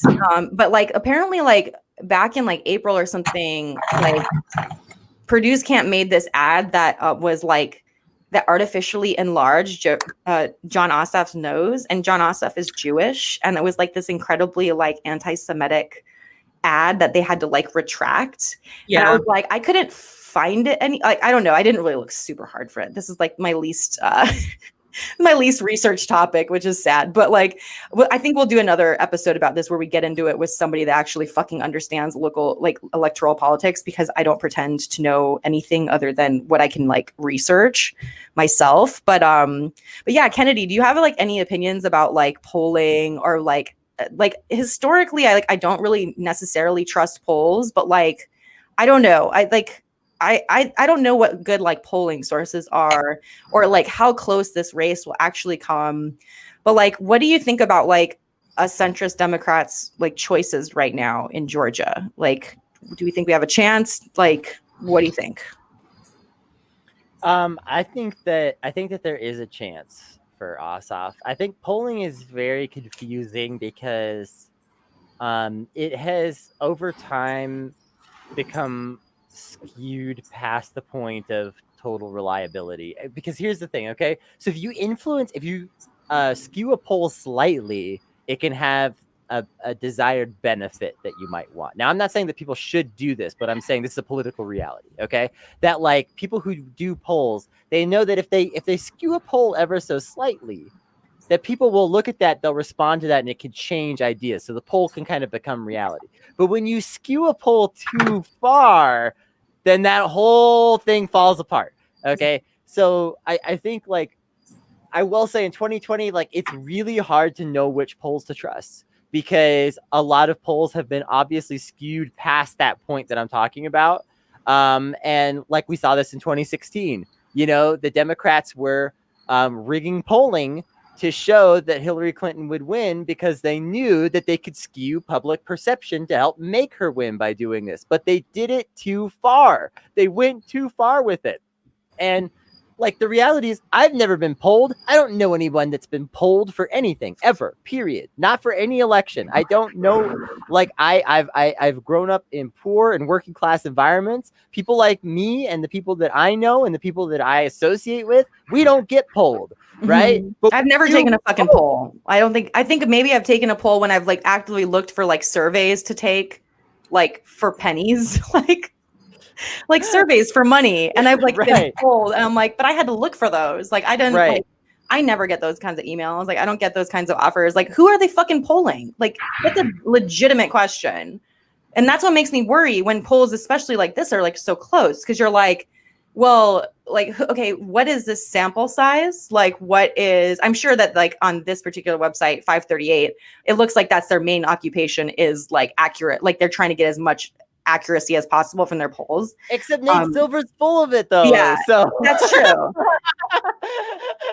Wait, is that Nate Silver's thing? Oh shit! I'm an idiot. I mean, Nate Silver was the one who was like, "Yeah, there's no way Donald Trump could win," and like 1 in 100 chance in 2016. I didn't realize that was his deal. And he's doing the same thing right now. He says there's like a 10% chance that Donald Trump will win re-election, which is the most even believe. You should have your press pass like rescinded. Like you should get your Twitter account taken away from you if you're wrong X amount of times. You know, like it's just not fair. Why does he get a blue check? He should get like a negative blue check. Oh. Red check. Red check. That'd be like good. You're famous, but in a bad way. Yeah, you're like infamous. A red check means that we verified that you're usually full of shit. Well, I think with a red check, you should have to type out every tweet twice. Like you go to hit post and it just deletes everything, and you have to like actually manually type it all over again because it's like, nah, you've been wrong too many times. You've been ratioed too many times. So like now you have consequences. Like this is the only like equitable, I think, like divvying up of like Twitter attention. Because why does Nate Silver have so many fucking followers? Like that doesn't make any sense to me. Like he's also the opposite of a himbo, and I don't like that. He's even further than that. Yeah, like, I would rather have to go on a date with Beto. Oh, I would any day. I would love to go on a date with Beto. But that's honestly, like I'd even go on a date with John Ossoff because he's cute. He's actually really cute. I mean, sure, yeah, he's a good-looking guy. I mean, I don't go on dates with people for their political beliefs. I mean, I don't go on them for not. Anyway, we got you. No, I just think it's like, yeah, if we're talking about, it's so funny because like, yeah, the Dems don't ever put forth himbos. What the fuck is that about? We need the himbo. We need a himbo in office. Because it's like all these like lanky string bean, like, yeah, I used to skate dudes. And it's like, cool, I want to fuck you, but I don't want to vote for you. Like, meanwhile, Paul Ryan's on the cover of Time magazine, like doing, bicep curls or whatever. And I'm like, a himbo. He's I like, know. I'm not saying, listen, you know? I'm not saying he's a himbo. All I'm saying is he was doing bicep curls on the front of a magazine. And well, the Dems aren't doing that. He couldn't even make a full rep. Yeah. Like quarter rep. So this is why 2024 people think it rests on a lot of different, the progressive hope rides on a lot of different people. It actually rides on Jay Inslee and no one else. we need Thanos to just walk out there and just, I'm gonna solve the climate. This mountain person. Like that's what's gonna fix this for us. Man, I don't know. Like, okay, so if we had to like put somebody up that was a himbo for nomination, like if we could just like turn anybody like himbo into like our side politically, like who would we put that's like a serious enough person and like attractive enough, but not intimidatingly attractive, and with good progressive like values? Like who do we put up? Like, trying to think, like not necessarily just a politician, but like any celebrity. I feel like The Rock is a good one, but he's too like he's like kind of a Republican. Yeah. What about Chris Evans? He's like super like, I don't know if he is like super progressive, but he's like he's usually. Oh no. Just when the good takes are coming out, that's the only moment that the internet gets weird. I said he's very Captain America. Oh, okay. Because I was gonna go with like a Mark Ruffalo. Like if we get Mark Ruffalo to run, he's not really a himbo though. He's more of like he's like America's boyfriend. He is America's boyfriend, because like I guess if we're gonna go full himbo, we should have like Chris Evans, because Chris Evans, I feel like on any platform he goes to hospitals to see like sick kids and like dresses up like Captain America, and then also tells their parents to vote. Like he could get the horny centrist woman vote. I mean, he's getting the horny left vote all the time. I mean that pussy baby, But it's like, yeah, we just need like a really strong himbo energy, and they could just go up there and just be like, yeah, I just think that like nobody should die from lack of healthcare, and it would be like, take me.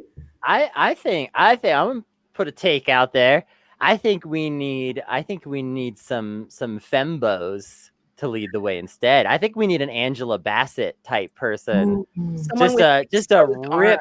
just a ripped woman just getting up there, strong arms, like Sigourney Weaver or something. Yeah, like imagine that Paul Ryan pose, but it's a ripped woman. She's like, I'm running for president, and I'm ripped. I'm the himbo. I love that. That's I would vibe with that. Okay. Yeah. Okay. Fembo. Yeah. I'm being see again. We're defaulting to masculinity with the himbos, but fembos are right there, and they're so much more powerful. Like, I'm sorry. I was just at the gym this morning, and I've got himbos on the brain. No, it's like, yeah. You're the only. You're also like, you're someone who lifts, and I'm always just like, anyone that lifts. Like anyone femme that lifts is automatically so much more powerful to me, because I am not a lifter. I'm very lazy. Like I am the elliptical watching Netflix. Here's the thing: is like there's a myth that I'm actually very lazy, because I spend half my workout looking at Twitter. Because I lift and then I look at Twitter, and then I lift and I look at Twitter. Because you have to have breaks in between, right? Yeah, you have to. Like that's the point of it. And so I just look at Twitter in the morning. So we'll do another podcast episode about like lifting, because I think that would be really fun. Because I think I think a lot of femme people I talk to, a lot of like smaller femme people I talk to, are very intimidated by weightlifting. And like I think just regular people are like, I don't know, I'm very intimidated by it. So that's why I'm a cardio person. But it's like, would I rather do 30 minutes straight of cardio, or would I rather do an hour of weightlifting? I want to do weightlifting, I think. Like, it's so much more fun. it seems more fun, and it seems more like powerful. Yeah, it seems like more like I'm doing something. Like when I'm doing cardio, like I feel like I'm not really like I'm sweating, but I just also don't feel like I'm very healthy. Like I feel like lifting heavy things makes me feel healthier. Well, and it's called progressive overload when you either lift more or like do more sets or whatever over a period of time. And so to see the progression over time is also very kind of like, it brings a lot of satisfaction. Okay, cool. Yeah. I'm into it. So Ossoff versus Purdue. Okay, so let's go with our predictions. And these are already obviously just our loose predictions. And I will probably go back to this topic and maybe a special episode when I have had to research it a little bit more, because truthfully, I have not had time to research this particular thing. And you know what? That's okay. That's what this show's all about, is being unprepared and talking like you know what you're talking about. So. No, feelings, not facts. Feelings, not facts. No, this is like all like off the cuff. Like, no, I do try to like girl feelings, hot girl feelings. But I do want to like get into this in like a real like serious way. But this is just a topic that was coming up, and I was like, well, I don't know too much about it, and I just did my own kind of research. But let's see. Okay. Okay. I was going to ask about predictions. So I'm going to give my prediction about the outcome of this race, and then I want y'all's opinion on it too. And this is obviously just our opinions based on our individual, experiences or whatever. So I think in Ossoff versus Purdue, I'm going to go ahead and say that Purdue wins. I don't think he's been a pretty steadfast Trump supporter, and he's been one of the less incendiary Republicans around Trump. Obviously incendiary. Obviously, he's a horrible person, and it's going to make life miserable for a lot of people. But I think Purdue's going to win, but very narrowly. And I think it's going to have a lot to do with gerrymandering, but it's also going to have to do with Jon Ossoff not being like a super inspirational figure for progressive voters to come out for. So, Kennedy, what would you say would the outcome of this race be? Well, I think that there's a chance that he could be kind of Ed Markey'd here, is what I will say in terms of like Ossoff winning. Because I do see like a viable path for Ossoff winning through those exact means. Basically, the progressives just tell him, hey, we're going to shove our hand up your butt. You're our puppet now. Because that's what happened to Markey, right? He went from a backbencher who was like sometimes progressive to like now, if you look on Twitter, he's like a BLM activist, right? Yeah. In the way that he tweets, like he looks like some kind of activist account, and like I think that like Ossoff can be pointed somewhat in that direction. Obviously, the time frame at this point is very narrow, but I think like if Ossoff is receptive to the progressives telling him, look, you want us to actually make this happen for you? Because the margin's that thin, okay? Look, the progressive vote may not be that big, but the margin is thin enough that, like, you got to be willing to, like, consider hearing us out, right? Mm-hmm. I think if he's willing to listen to that group, I think that those groups are active enough. And I mean, like, I know Brandon personally. I know what Metro Atlanta DSA is like. I know that these are powerful groups in that area. I think these groups are powerful enough to move enough voters to help make it happen. So I think there's a chance for Ossoff. Will it happen? We'll see. But I think that there's a chance. Yeah, I hope so too. So Cherith, what are your thoughts on this? I'm going to put some good vibes out into the world. I'm going to say Jon Ossoff. Do I believe it? No. But I want to say it because I want to believe it. I want to believe. Mm-hmm. And so I'm going to say Jon Ossoff. Cool. Yeah. And I'd like to be clear, like I'm skeptical of like any Democrats like running ever, but I also think like Jon Ossoff is probably like the best we could have done in Georgia as far as like a progressive candidate. And that's so unfortunate because like he is like a white guy in Georgia. And it's like, unfortunately, I think that's just kind of like this guy with his progressive platform that may or may not be actually progressive is probably a better shot than anything else. And like, far be it for me to like put all our faith in electoral politics, but it's definitely like at this point, like harm reduction. It's like, and we can get somebody in office that has like the shame mechanism. We can shame them into like at least not hurting us. And that's such a like, I don't want it to seem like I'm being like counter-revolutionary or like defeatist in any sense of the term. Like we can't have better than this. But it's like, as far as like this election goes, like that's what we have at our disposal. And it's like, obviously I'm not going to like tell anybody to stop like vote. I think if you want to vote, vote. If you don't want to vote, don't vote. I don't have any strong feelings on it either way, because I can see the arguments for it either way. I just personally always vote. And like, I don't know, I guess if you really, really, really want Ossoff to, like, if you really believe in Ossoff, I hope you're out there. I hope you're phone banking. I hope you're canvassing. I hope you're doing all that shit. But yeah, at the end of the day, it's like, it always is going to come down to like, no matter who we have in office, we're going to have to hold them accountable. Right. And like, make sure that they're doing what we want them to do. So what accountability looks like, now that we can talk about on a different episode. So I think we're going to actually take a little bit of a break, but I wanted to thank Cherith very much for being here, and for Kennedy too. Kennedy, you're going to be sticking around to help with the interview. But Cherith, thank you so much for joining us and answering all our questions and putting on makeup with us. Hi. Bye. See you later. Okay, so I think we're going to go ahead and go to like, because this is like a 3-hour stream, like completely. And Mariah's in the back room, but we're going to go to like a quick 5-minute break, give the rest of the people in the audience like time to use the restroom, grab a glass of wine or whatever. And then we'll be back in like 5 minutes. So around 6:52 is when we'll be back. Cool. So hang in there and chill with us.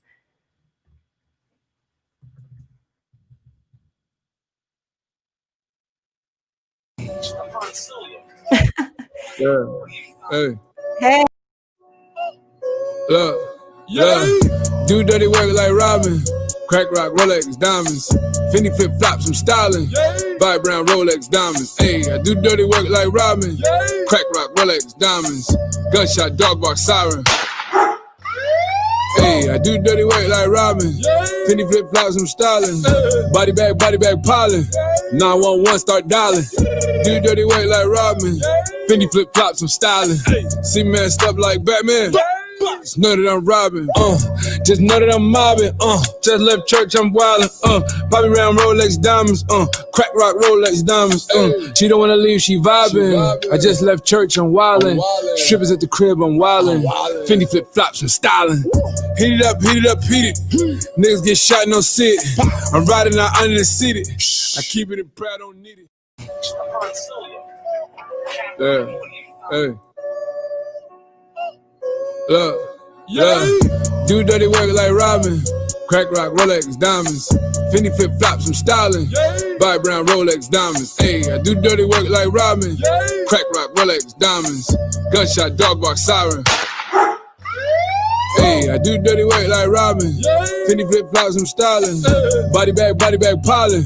911, start dialing. Do dirty work like Robin. Fendi flip flops, I'm styling. See messed up like Batman. Just know that I'm robbing. Just know that I'm mobbing. Just left church, I'm wildin'. Poppy round Rolex diamonds. Crack rock Rolex diamonds. She don't wanna leave, she vibing. I just left church, I'm wildin'. Strippers at the crib, I'm wildin'. Fendi flip flops, I'm styling.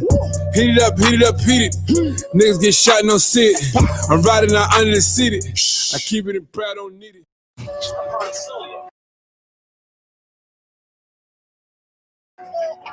Yeah, hey. Look, yeah. Do dirty work like Robin. Crack rock, Rolex, diamonds. Fendi flip flops, I'm styling. Buy brown Rolex diamonds. Hey, I do dirty work like Robin. Crack rock, Rolex, diamonds. Gunshot, dog bark, siren. Hey, I do dirty work like Robin. Fendi flip flops, I'm styling. Body bag, piling. 911, start dialing. Do dirty work like Robin. Fendi flip flops, I'm styling. See messed up like Batman. Just know that I'm robbing. Just know that I'm mobbing. Just left church, I'm wildin'. Poppy round Rolex diamonds. Crack rock Rolex diamonds. She don't wanna leave, she vibing. I just left church, I'm wildin'. Strippers at the crib, I'm wildin'. Fendi flip flops, I'm styling. Heat it up, heat it up, heat it up. Okay, hey, welcome back to the Hot Girl Agenda. This is our inaugural stream. Welcome, Mariah. I just want to do a sponsor break. We're sponsored by those Galaxy projector things you see in all the viral tweets. So buy a Galaxy projector. I'm just kidding. No. Hey, how are you doing? I'm doing great. How are you? I'm good. Your lighting in your room matches our banner, so that's perfect. You're already like aesthetically like right there with me. So I just fit in with the hot girls. That's what's yeah, up. you know, I mean, when I think of hot girls, I think of I don't know. I'm not gonna like fangirl out on you because like that's silly because I see you everywhere. Like, but I'm so happy like when you agreed to be the guest. I was like, I can't believe Mariah is gonna be like my first guest on the stream. So thank you so much for being here. Oh yeah, it's my pleasure. I'm a fan of yours as well. So I'm also fangirling slightly. Yay! Trying to hold it together. But yeah, I'm stoked to be here. Cool. Yeah. And I know you're like really busy. It's so funny when I was like, you know, I was doing research to ask you some questions and stuff. And I noticed that you've been doing a lot of podcast interviews lately. And I felt like slightly bad because I was like, oh no, she's going to have to probably answer a lot of the same questions and stuff like that. But then I was like, you know, you're a public figure. You're a politician. Yeah, it's all good. So yeah. So first of all, how are you doing? How are you doing in light of everything that's been going on today? For anyone listening, by the way, they just announced Breonna Taylor's the verdict or the I guess what they were going to do with the killer cops that murdered her, and it turned out that they're not going to do anything. So I think we're going to go ahead and talk about that a little bit if you'd like to. Sure. And so it was actually my 29th birthday yesterday. Happy birthday. So I've been really up and down this week. A little bit the existential dread of the creep of fascism weighing on me, especially late at night and early in the mornings. But then I had an actually really lovely day yesterday. Went on a long walk in the woods with my parents and, you know, tried to have the best quarantine birthday possible. And then today it was back to, you know, watching CNN as the indictment was read and the punditry around that, and just feeling the sinking feeling. Because I've been out in the streets. I've been organizing a lot of direct actions here in Athens since May. And so just feeling really heavy-hearted as I ponder the road ahead of us, the long road that, you know, we have to take in order for us to abolish the police, abolish prisons, dismantle this entire system that made it possible that Breonna Taylor would, you know, be murdered without consequence. And so feeling that really hard today, but otherwise, you know, doing a lot of intentional work around staying sane during this time, and that is paying off. Yeah, I think, you know, like as organizers, what we can do in this situation is really just, you know, be the ones that aren't giving up. And I see it, and because it's so easy to, you know, it's so easy just as a regular person walking around to see all this happening and to just kind of have a sense of hopelessness. And I always just like really appreciated that about you, as like you kind of have an ability to like kind of push forward and push your community forward. And like, where would you say your strength and longevity comes from? Like, does that come from like any experiences in particular, or just like your overall like kind of existence, or how would you? Yeah, I mean, I think it comes from a couple of places. It comes from study of history and the struggles that lie behind us, and how long some of those struggles endured for in order for folks to gain, to see victory. How long we struggled for the right to vote. How long we struggled for things like integrated lunch counters. The Montgomery bus boycott, boycotting segregation in public transportation went on for over a year just for them to get the right for them to sit wherever they wanted on buses. And so it really puts into perspective how long this work goes on. And so, you know, remembering the road that that others have traveled before we came along, and that they persisted, I think gives me strength, as well as thinking about, you know, especially working in government and being forced somewhat into an incrementalist mindset. As you know, I had tried to legislate with 9 other people who don't all see the same way that I do. Cultivating a sense of gratitude for the small victories, I think, is really important for pushing ahead. So when you get something small, like you push back on a grant to get funding for the law enforcement to oversee unpaid inmate labor. When you push back on a federal grant for us to expand a narcotics unit, it might be, $15,000, $30,000, $45,000. And, it doesn't seem like it goes very far in the grand scheme of abolishing the prison industrial complex. But remembering to stop and celebrate those small victories is incredibly crucial for maintaining longevity for the fight ahead. And also, I think a sense of self-compassion is really critical too, that you're especially, I'm a PhD student. I've got this podcast. I'm serving in public office. And so trying to be a Jill of all trades, shit's going to get fucking messy sometimes. And so cultivating a sense of, everything's a dress rehearsal, everything is practice for the next big hurdle to come, and going into anxiety-inducing and critical decision-making moments, or facing off with the cops in the streets, remembering that this is all practice for the next big thing ahead, and harnessing that to sort of have compassion for the times that you fail, the times that things don't go the way you want, are also so important for maintaining hope as a discipline through these fights that we have to have in order for transformational change to occur. Right. And I was listening to an interview that just happened the other day. I think it was like Project Q, and you were talking about self-care, and it feels like especially important for you as someone who wears so many hats. So and I know that you are not necessarily tied to self-care in like the capitalist sense. And I was just wondering if you could share what self-care means to you from like, not an anti-capitalist perspective, but just like from a place that, self-care from a place that doesn't come from like consumerism. Because I think when you talk about self-care and mainstream, people I'm not like going to a spa. I'm not, buying fancy like massage rollers for my back, or going on vacation in cabins. Getting the jade rollers for your face. Yeah, no. I mean, fuck that. You don't need it. What the critical things you need movement, you need nourishment, both intellectual and like physical. And you need to reflect. And so I just, as a discipline, make time for those things every day. So I go on walks, I ride my bike, and like, not just because I feel like it or want to, but because I have to. It's just like I have to answer that email, just like I have to go to that meeting. I force myself to get up in the morning and go on that walk. Hydration, staying really hydrated. I drink like 2 fucking gallons of water a day, and it's not cute. It's not like, it's because I have to in order to maintain the energy level to like push through hours and hours of policy research and constituent services and things like that.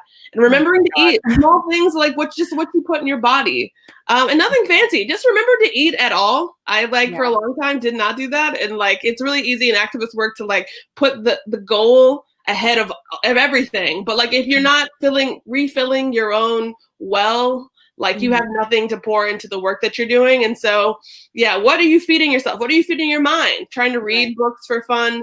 Not because I necessarily want to at the end of the day. I'm fucking tired, but I need new ideas. I need to feed my curiosity. I need to feed my sense of wonderment at history and of possibility. And so, movement, nourishment, what you put in your body, and then reflection. I take time almost every single day to write down a list, in hyperbolic terms, like totally gassing myself up about every single good thing that happened today. Like, yo, the motherfucking sun was shining so bright on my walk this morning, and then I went to the gas station, and the cashier asked how my day was, so that's so nice of them, and just really hyperbolically reflecting on all the good things that happened that day as an exercise to retrain my brain to start to organically see that in the world around me, to appreciate the leaves, rustling across the sidewalk as I walk to the gas station to buy a Red Bull or whatever, all the little things that make life really sweet. And so attuning my focus to those things, so it makes it easier to see them in the everyday. So reflection is really critical. Also just reflect just writing when things are shitty. Just like, hey, today didn't go well, and why? What happened that made it this way? And what will I do? Not what should I have done, but what will I do in future? Just learning the lessons from the things that go awry. And so I think that's things that everybody can do. I stay super fucking busy, but as a discipline, I make time for it, because otherwise the rest of the things that the world expects of me are going to fall apart. So clockwork, get it done, because you got to.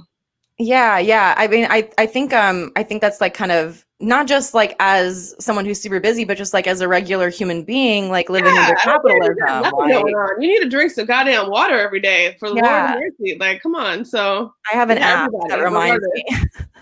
I have an app with like a little anime water drop that reminds me, and it pops up. There you go. Like, yeah, whatever you gotta do, whatever apps you gotta use. It's called like waters. I'm such a fucking millennial. To remind you. Yeah. Yeah, it's like whatever you have to do to like to make sure that you are, again, your like well is full, and you're filling it up so you can pour it back out, basically, right? So yeah, I totally get that. And like, yeah, I love that you have dedicated time for that, because I feel like when we hear about like ultra busy women, we like, it's always kind of like from a place of like, well, I have my maid and I have my cook, and it's like, it's not really like a relatable like scenario for working class women to like achieve self-care or have that time. So it's like, it's good. It's nice to know that there are like simpler options out there. And I think like people overthink self-care, and like, I know for me, because of capitalism, I have a hard time fucking relaxing at the end of the day. Right. So it's like, it's cool to know that you can just like kind of dedicate really simple things, for your well-being. But yeah, so you've been like all over the media for the past year. I feel like I see articles about you all the time. Even before I started seeing you at actions, before I started getting more active and protests and stuff. Yeah. I was seeing, so like you've been on like CNN and New York Times and Al Jazeera and stuff. Like, what was like the appearance or interview that you were like most excited about, like when you got it? The appearance or interview that I was most excited about, I guess being interviewed by the New York Times was pretty exciting. They did a piece on different choices folks made for their swearing in ceremonies. Mm-hmm. And so they interviewed me about being sworn in on the autobiography of Malcolm X. And it made me really nervous, because I honestly, that decision I made to swear in on the autobiography of Malcolm X was just like, I looked around my house for like they emailed me. They're like, okay, bring whatever you want to get sworn in on. And they made it seem like this is a thing that like people do, they choose. And so I look around my house and I'm like, and I had recently finished rereading his autobiography, and like just felt really like called to that in terms of a text that who like a leadership style and like a lifelong transformation that I wanted my own work in public service to like embody. And so I was like, okay, just thinking like no one would give a shit. And then it became a huge thing. Like a town of like 130,000 people in Georgia. But so talking to them a little bit about like my choices, and then wanting to sound really cool and smart was very intimidating. But that meant a lot. That was exciting. So probably that. Yeah, I remember when that came out, because I think that was the first time I really heard about you. And I was like, it was so cheeky too. It was just like, that's a good move. That's a good bit right there. And it's like, but I remember I remember specifically like conservative backlash about that, where people were like freaking out, like, oh my God, we have a communist in office. Oh my God, she swore in, she's a communist. And I just like, I went down like a hole of like conservative, like, responses to that. Oh, not good for one's mental health.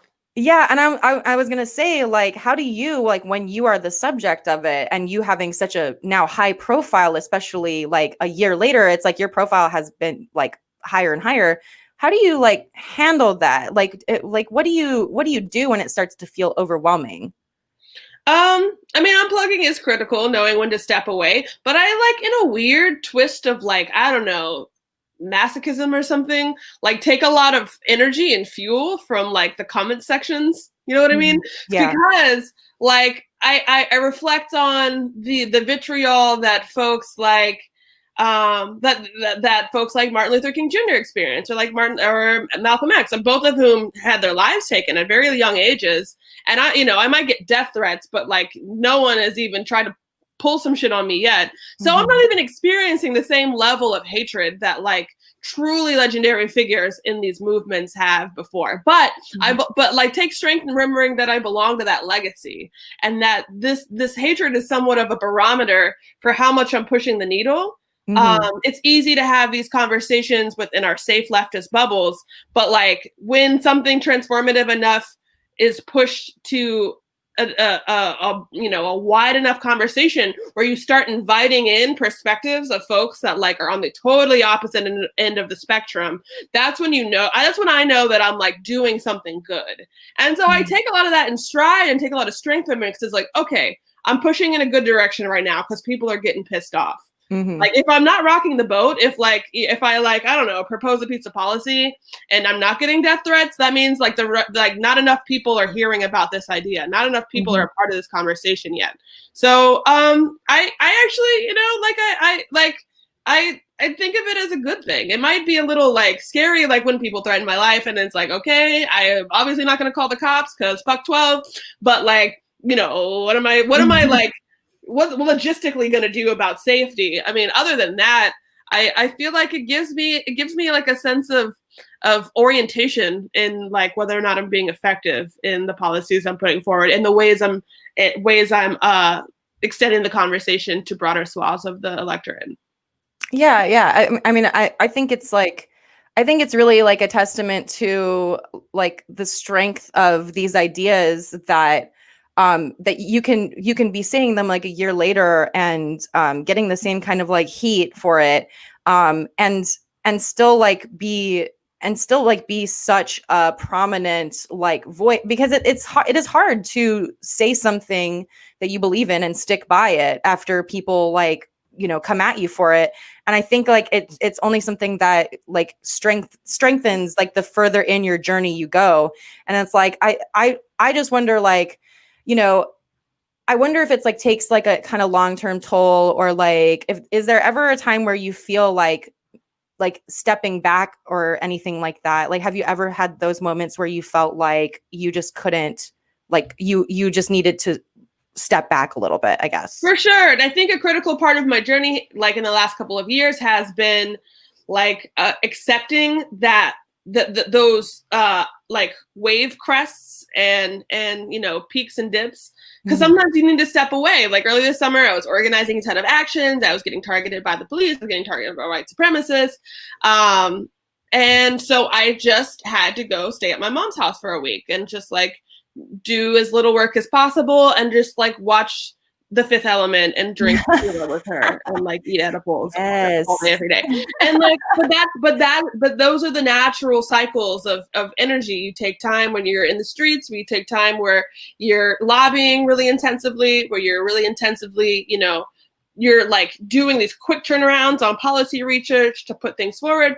And then you step back to rest and to do like a longer ranging form of study where you're like studying historical movements, where you're reading a little more broadly without the clear goal of necessarily putting forward policy proposals. You're taking time to reconnect with friends, which is an important part of organizing as well, as having like a strong social safety net, not materially, but like, in an interpersonal sense. And so that all is the work as well, the work of resting, the work of a different kind of study, the work of strengthening our interpersonal bonds. And so, yeah, I totally have stepped away and have learned to like accept that and see that as inevitable. Like it's going to come back. Right now, I'm more in the swing of like actively organizing, like putting on direct actions and thinking about policy goals and building coalition and things like that. And then the day will come again, inevitably, that it'll have to switch up a little bit in order for me to like, regain that sense of grounding to change gears back into that more active mode. And so recognizing those cycles has been really important. But yeah, I totally, from time and again, just got to get away because you just can't. Burnout isn't worth the risk. Like it's more worth it to anticipate like what your energy levels are going to like do and lean into that. And that's what I try to do. Yeah. Like activist burnout, I've seen it happen to a couple people I know, and I've experienced it myself years ago. And it was like, it took me a while to get back into activist work and like organizing work because I got burnt out. And I was like, I remembered what it felt like leading up to that. And it's like, I feel like now, like the more experience you get organizing, the more you focus on like those aspects of self-care that are really like coming from a place of like doing the real internal work. Like the easier the burden is, not the easier, but like you feel those ebbs and flows coming on, right? And you can feel when you need to like take breaks. Yeah. So is there anyone like personally in your life that you turn to when you're like feeling some type of way? Like, is there like a family member or like another organizer that you like feel close to? Yeah, there's a number of organizers here in town that are just friends of mine also, and who I regularly hash out political predicaments with. You know, just bitch about the interpersonal drama of being an activist, which I think is something that people don't realize about movements, is that like there's so many people that hate each other and like aren't friends, and you know, working through a lot of that kind of stuff too, because like it does Mean Girls caucuses. Oh my god, yeah. So but one of my greatest mentors, so I actually got into politics because, you know, I started as a hip hop artist. I met a guy at a hip hop show that was running for commission at the time and recruited me to work on his campaign. So I went from being his field director to his campaign manager to realizing if we elected him, we still wouldn't have enough progressives on that bench to have the majority to enact the policies we've been campaigning on. And so I ended up running his campaign and mine at the same time. And so I won. Unfortunately, he lost, but he remains to this day one of my best friends and closest confidants. And so we regularly talk about, you know, policy predicaments. We talk about the interpersonal like agony of being an activist and, you know, working in politics.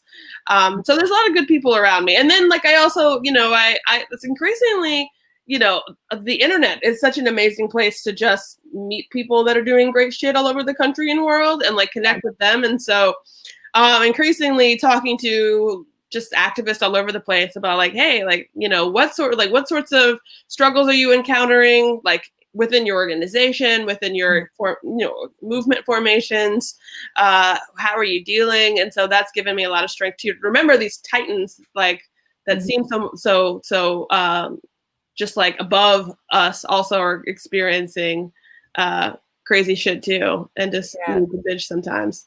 That would be a really good that would be like a great like parody like workplace show, but it's just like all local activists like talking on cam being like, oh my god, so this person is like a confession booth for local activists. Like I can totally see that being like, because like there is so much drama in community organizing, and it's like it and it's not always like serious like life or death drama. Sometimes it really is just like petty bullshit, and it's like you as an organizer have to like, in order to be effective, have to manage a lot of people's emotions and expectations, like if you want to get any work done.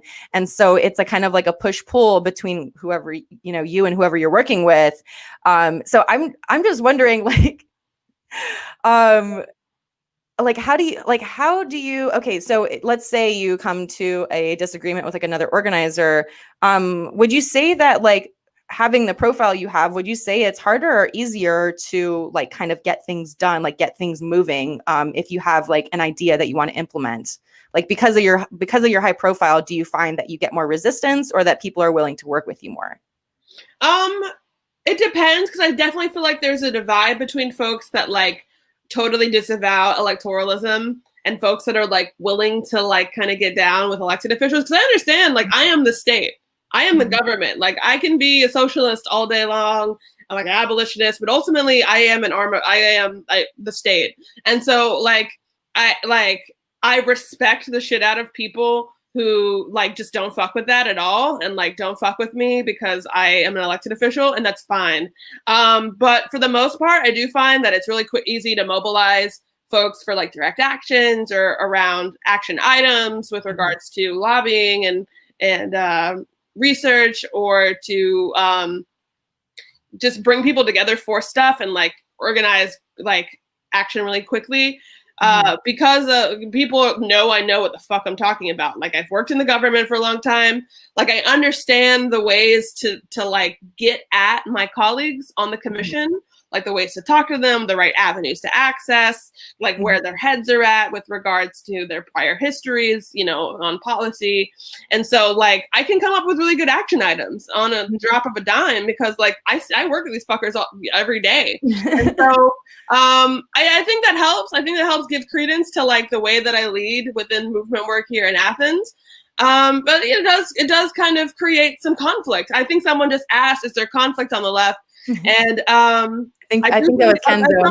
Some people are concerned that like you shouldn't be giving the marching orders because you're the government. You should let the marching orders come from the people. But time and time again, when I'm at these marches and folks are just filled with such anguish and such anger and don't know what to do, it's like, hey, I got some ideas of what to do. I like work in the government. I know what we're working on. I know what we're failing to do.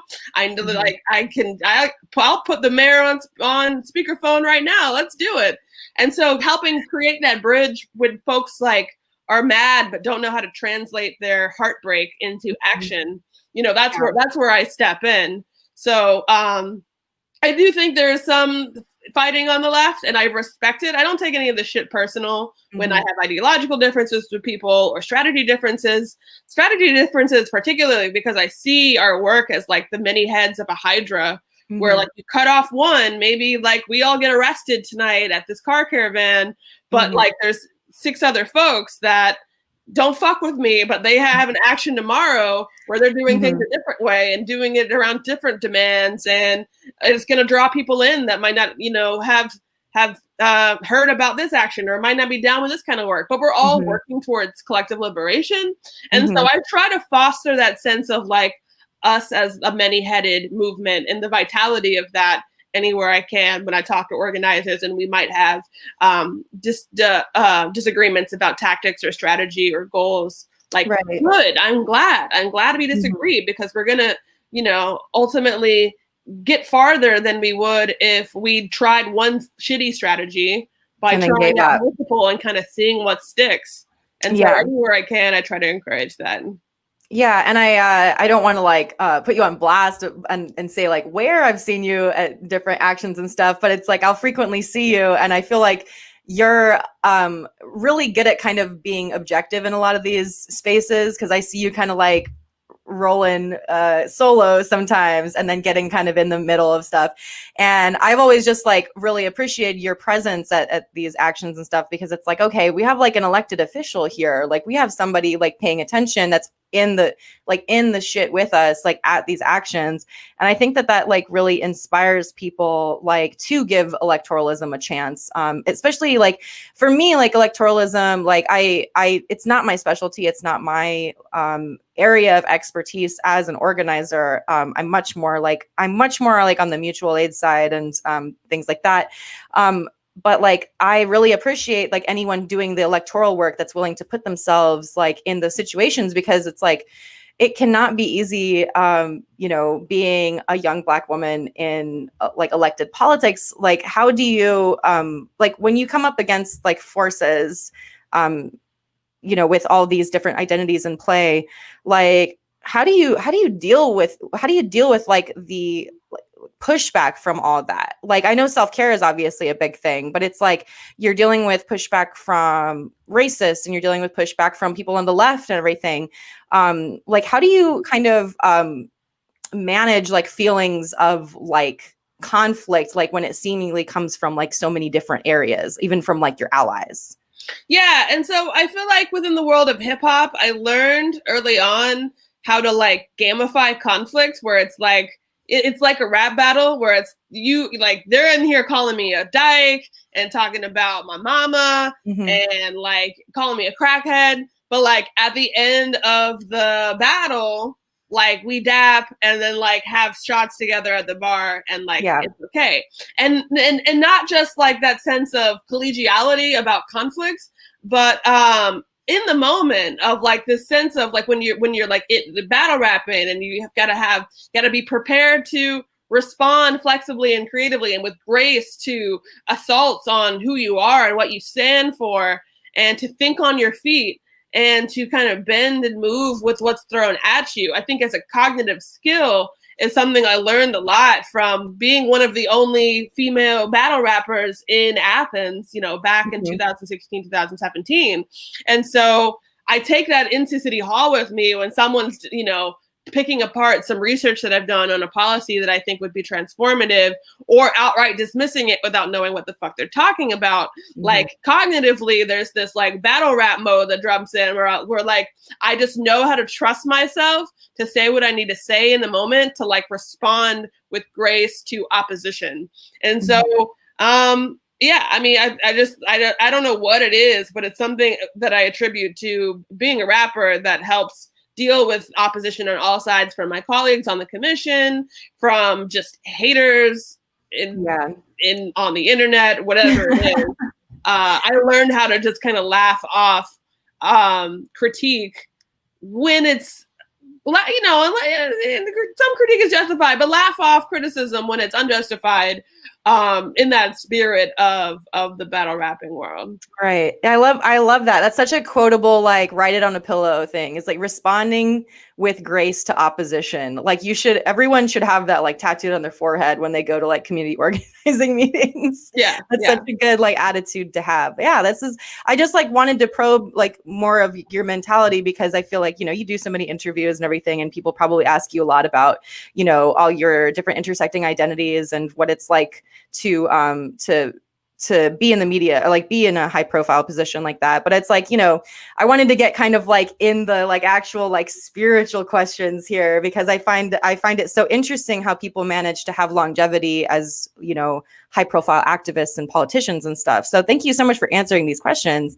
Yeah, and you have like you have like a couple podcasts, right? You have Waiting for Reparations. Waiting on Reparations. No, that's it. That's the only one. Is that the only one? Okay, I thought there might have been another one. I'm probably just on a bunch of them and it seems confusing, but not. Okay. So we started Waiting on Reparations in June.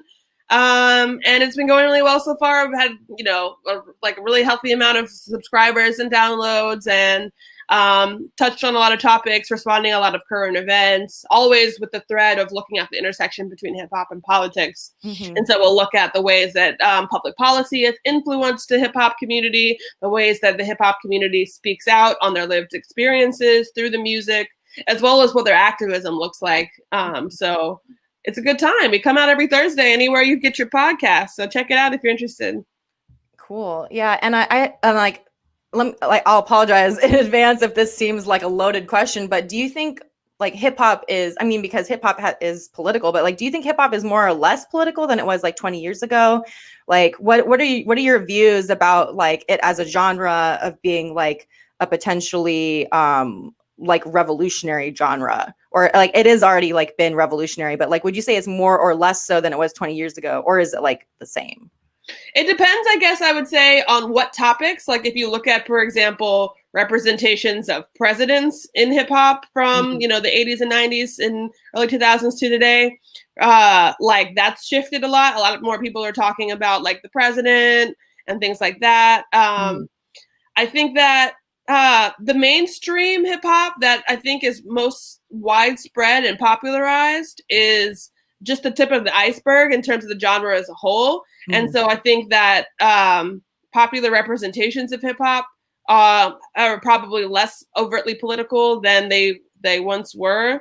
When you get back to like, you know, Grandmaster Flash, or, you know, the gangster rap of the, you know, the West Coast 90s era, when they were like critiquing the police and critiquing the conditions in their community, you don't see as much of that at the top of the charts, but it's just the tip of the iceberg for a really robust and diverse genre of music. And I think when you get into those deeper layers, you do see a lot more political stuff. Maybe not more than it used to be, but more than you would find if you just stick with what's on that top layer. And so and even the stuff that's in the mainstream, it's political in the sense that it's shaped by public policy forces. It's shaped by the forces of capitalism. It's shaped by the forces of mass incarceration in the new Jim Crow. It's shaped by, you know, underground economies and the fact that we don't have guaranteed right to full employment. You know, all these things, they might not be rapping about those policy issues, but they're inherently informed by them. And so I would say that all hip hop is political, even if it's not necessarily, you know, CNN on the ground critiquing this or that law or ordinance that is. Like, it's not like just Killer Mike on like MSNBC. It's not just Killer Mike all day, but like even Lil Uzi Vert, like, you know, the stuff that he's rapping about is shaped by public policy decisions long ago. Yeah. So I'm like one of those people that I listen to like Spotify. I sometimes like look up my friends' bands on SoundCloud and stuff. How do we like, and this is just my question to you as like a hip hop artist, and that like knows that there's so much more to this genre than the top like surface level that you see on like iTunes and Spotify. How do you as an artist and just as an appreciator of hip hop, like how do we find like less mainstream sources for hip hop, especially more political, like overtly political messaging in hip hop that's not like going to be subjected to the whims of like the algorithms on like Spotify and iTunes? Like where would you begin to look for underground hip hop artists that maybe like need attention? Yeah, and so I go to Hip Hop DX and see what new music they're talking about every week. They tend to have a really good cross section of alternative rap and underground dead end hip hop. The YouTube channel, they do reviews of mainstream, but also if you like follow those guys on Twitter, they talk about a lot of indie artists as well. And then honestly, a lot of my exposure to underground hip hop comes from connections I've made while touring, and I'm not really sure how you duplicate that. Just like cats I've played shows with in Louisiana or Connecticut or Texas or Florida. And so keeping up with the people that they're listening to, that they're playing shows with, or once upon a time we were playing shows with, and stuff like that. And so organically through relationship building, which I think the internet is a great thing for. And so like seeking out smaller artists and then sort of seeing what their influence are and who they're listening to and who they look up to, etc., is like an organic way to sort of keep in touch with the heartbeat of the underground. Yeah, that's very similar to like the punk and metal scene, because that's where I come from, is like the DIY like punk scene. And it's like, well, you know, the DIY punk scene was very, very closely tied with the like underground hip hop scene. Like frequently you'd see those same people at those same shows. Even though it's like completely different like styles of music. So yeah, it is kind of weird to like think about building those organic connections without like going to DIY shows or going to venues right now. And I was just wondering, like, are you working on anything now, like musically? So I have an album that's done. I mean, it's written in essence, and it's just a matter of getting in the studio and finish recording it. We started, I think, late last year, and then the pandemic hit earlier this year. And so we just stopped hitting the studio, but that should be done sometime soon as I like just, you know, hit up my sound engineer, like, hey, yo, are you nervous? Can I stand 6 feet from you in a booth and just, you know, do my raps? And then I've been writing a lot, like, during the quarantine, and it's becoming increasingly political, like increasingly overtly political. I've written about joining the DSA and defunding the police and defunding the Pentagon. I've written about general strikes and written mortgage relief and the 2020 election. And so I'm trying to figure out a way to like do something with all of that while it's still relevant. Because like next year, no one's going to care what the fuck I think about whether you should vote for Joe Biden. And so, or like, you know, why are you calling for rent cancellation? Like everything's fine. Although cancel rent forever, fuck landlords. Honestly, I was going to say like, that's a pretty universal and like transcending time topic. Yeah, I mean, it might not have been like a mainstream idea before. Like I may not have felt as vehemently opposed to landlords previously, but I don't think that's ever going away ever again. So that's a good point. But so I've got all this material that feels really like politically salient right now, and I'm trying to figure out what to do with other than like post it on Twitter, which I usually do. So I've got a couple of projects in the works in essence, and hopefully they will like be born into the world sooner than later. I'm really looking forward to hearing your album. I think it's going to be, I don't know. I think it's kind of like cool to have kind of a time capsule album too, because like, you know, with political, like I come from stand-up. So with political comedy, it does have a shelf life, but at the same time, it is a capsule of like what life was like at that time. So it's like, in order to, I guess, just really capture that, like you just kind of have to admit that, you know, this might not be relevant 1 year from now, but it's like, it's almost like getting a tattoo. It's like, this is just a permanent reminder of like what you were feeling in that moment. And to me, it's important, like from a personal standpoint, and I'm sure for you as the actual artist, like it's important to like measure where you're at, like internally with like your views and everything.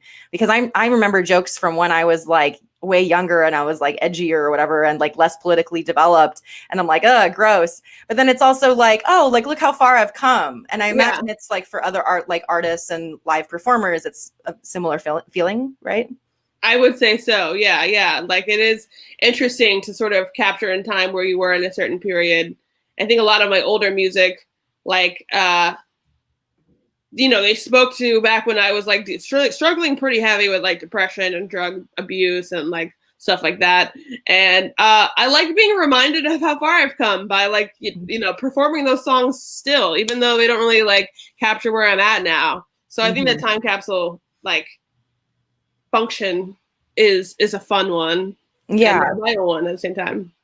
Yeah. Plus it's like, these feelings aren't like, they come and go and they're like gone forever. Like sometimes you do feel like you want to like reflect more again, like on that time in your life, even if it's more of a nostalgic sadness than it is like a current sadness. It's like like looking back on this is like when I felt this way, and remembering and having that kind of emotional memory, I think is like pretty important too. Yeah. But yeah. And so what is next for you in terms of like politics and organizing? So I'm completely ignorant of local politics. So county commissioner, how long is your term as county commissioner? So my first term was 2 years. I was elected in a special election to serve out the term of my predecessor who stepped down to run for mayor. So I served from 2018 to 2020. I was reelected this year in an uncontested election. They were too scared to come for me this time, at least. And so I now have a 4-year term. So I'll serve for another 4 years, after which point I may decide to run for higher office if the planet still exists by then. So. Oh, okay. That's fair enough. Fair enough. Yeah. And so in terms of like like organizing as a commissioner, I guess, like what like kind of grassroots stuff are you working on? Or is that stuff just like so integrated that it's so integrated? It's all like, it's all grassroots and filtering that up into policy and then back down and educating the community about like what the government's working on. It's a constant cycle. And so, yeah. I mean, I guess like mutual aid efforts, like connecting people to resources that way and sort of amplifying the fundraising needs of mutual aid groups in town is another kind of grassroots thing that doesn't have anything to do with policy. But otherwise, it all ends up coming back to policy and political education in one way or another. So what advice would you have for someone who is kind of the leftist persuasion or is just a concerned community member and wants to like run for local office? Like what is like the first thing you would tell somebody if they were like, I'm running for public office, what's your advice? I would invite them to reflect on the skills that they've built through community organizing of other kinds, to like build confidence in one's ability to run a political campaign. Because when Tommy came to me, my best friend Tommy came to me and like asked me to work on his campaign, I was like, the fuck, are you serious? I'm like a recovering drug addict rapper, like that is about to fail out of grad school. I don't know what you're talking about. But he highlighted for me the ways that being a hip hop promoter had actually built up organizing skills that I didn't realize that I had. And so I think evaluating what your organizing toolbox looks like, as well as that of the coalition that you've built around you through organizing and your, what organizations you're part of, who are your allies, what sorts of people can you bring in, can you plug into your campaign infrastructure once you get off the ground? And so, yeah, I think it's assessing where you're at in terms of skills. What skills do you lack that you could supplement with outside help from someone you currently organize with? Or maybe how can you apprentice someone that is new to organizing into the sorts of skills that you have through bringing them into your campaign? So I think taking stock of what you got and what you need is like the first step, but then I'd like do it. Like, it's so funny that like people telling other people to vote right now is just like so sickening to me, given I was elected by 13 votes. I should be like, yeah, everyone go vote. Yeah. But like at this point in time, I'm like, no, I don't want a single, like, I want everyone to run. Like vote, just voting for the options that are in front of you is not enough anymore. We need to be the options. Like that's the only thing, like, outside of revolution, which like I'm also totally down for, like let me know where to be at what time and what guns to bring. But like outside of that, like we just all need to run. Like you need to run, everybody. Oh, yeah. I don't give a fuck what you've done or what you haven't done in your life. All of us need to be running. I don't want to hear anybody talking about vote a single time more unless they're like vote and run. Like if you don't like the options, run. Like that's all the only conversation we need to be having electorally anymore.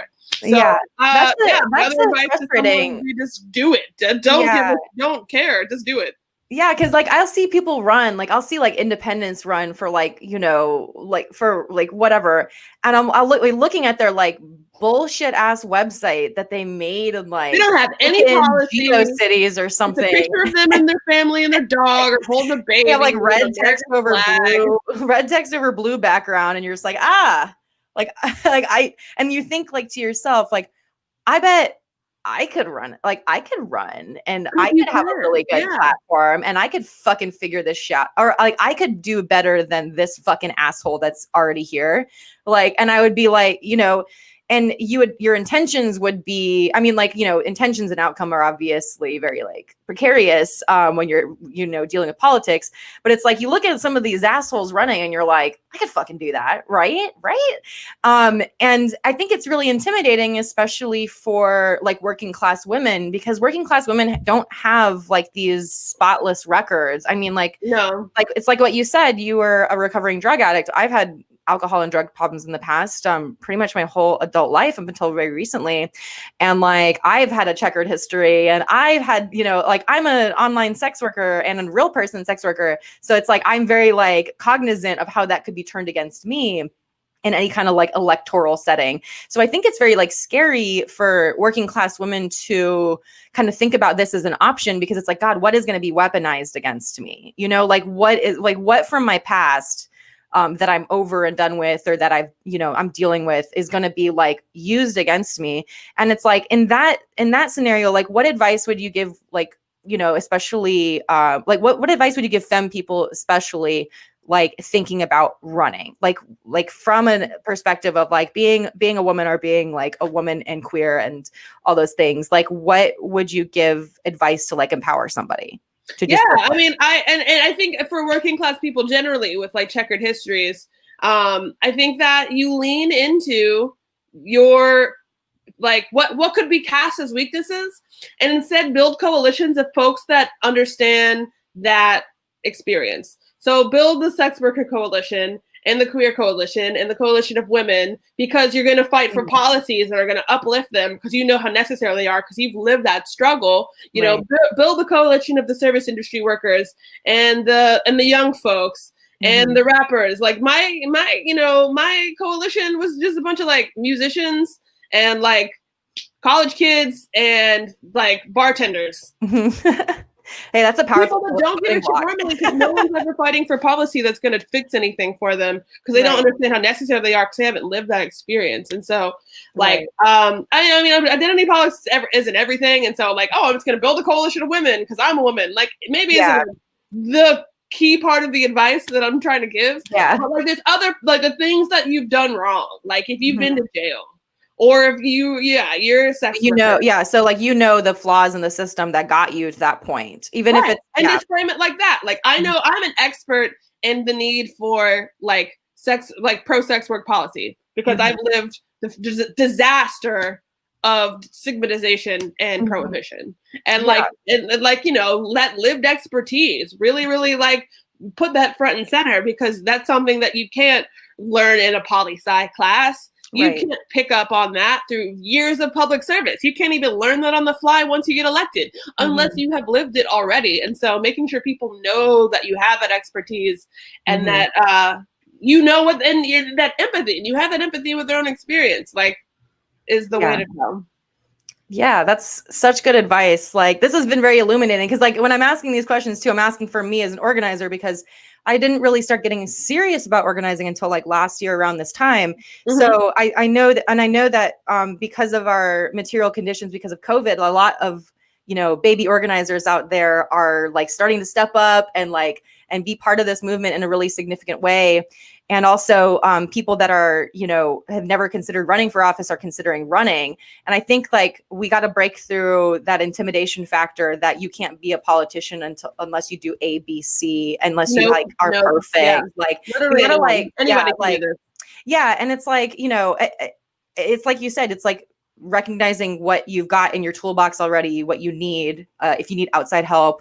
Like, it's all going to come down to how we like interact with each other as a coalition and our interpersonal relationships, because in the end, organizing is interpersonal. So it's like, yeah, I'm really excited for the future. I'm really excited to see you in other actions again, because it's always cool running into you and stuff. Yeah. And I'm excited to see like what you do next. And so where can we follow you? So yeah, you can follow me on Twitter or Instagram at Mariah for Athens, Mariah FOR Athens. You can also find my music at linguafranca.bandcamp.com. Lingua Franca with 2 Q's, LINQUAFRANQA. Franca, yes. So that's where you can find my music. And then my podcast, Waiting on Reparations, is anywhere you get your podcast. Comes out every Thursday. Very cool. And I think we're going to go ahead and end the stream just a little bit early because we started a little bit early. So we'll just go ahead and end your interview a little bit early.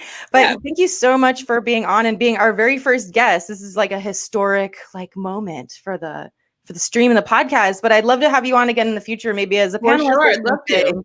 Yeah. And then of course I'll see you on the streets. So I'll see you on the streets. Yeah. All right. Bye. Thanks so much. Okay, cool. So that has been the Hot Girl Agenda stream and podcast. We're ending a little bit early. Like I said, it didn't quite pan out with the schedule. I think I will have a little bit more filler and buffer material in the future so that if we're running a little bit short or over, we can account for that. But I would love to hear your opinions about the show. You can go ahead and leave comments on whatever streaming thing you're looking at. You can also subscribe if you want to support the podcast. My Patreon on the bottom here. Patreon starts at the $1 level. The $1 level just gets you access to the weekly episodes. $3 and $5 and $10 levels, you get kind of some fun stuff. I'm very much in the fledgling process of this. So if you're not sure if your budget is tight, if you just want to support a comrade doing some fun shit on the internet, go ahead and subscribe at the 1, 3, 5 level, whatever, you feel like kicking in. And I just want to say thank you guys so much. Thank y'all so much for tuning in and sticking around. And I thank you for all of our guests you saw today. And also, I wanted to go ahead and boost this bail fund again. As you know, Breonna Taylor's murderers are not going to be convicted for her murder. So we are anticipating a lot of community grieving for Louisville, and we want to support them in any possible way. And the best way to do that, I think right now, would be funding thebailproject.org and making sure that our comrades who are expressing their pain and anger tonight and the community members expressing their pain and anger are not left dry if they get accosted by the police, because we all know after a summer of action like this that the police are going to respond with the full force. And so if you know someone in Louisville, if you just want to help out, go ahead and go to thebailproject.org. And we will be doing this stream every Wednesday from 6 to 9. So how it works is we're going to be doing a stream from 6 to 9 p.m. And then we are going to be releasing a podcast episode based on a segment from the stream. And then we're going to be releasing video content. So that way, if you miss the stream, if you can't be on for 3 hours straight, because who can, you can still go to YouTube or Patreon or anywhere the podcast is going to be released and listen to the different segments or watch the different segments and kind of just still get the scoop. And I'll be doing a weekly blog for my $3 and up patrons. Yeah.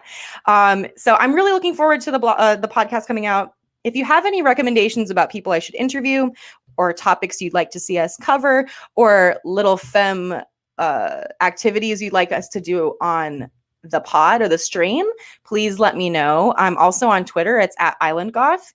And also follow our Cool Uncle company. I guess call him Cool Uncle because I don't want to say parent. It sounds weird.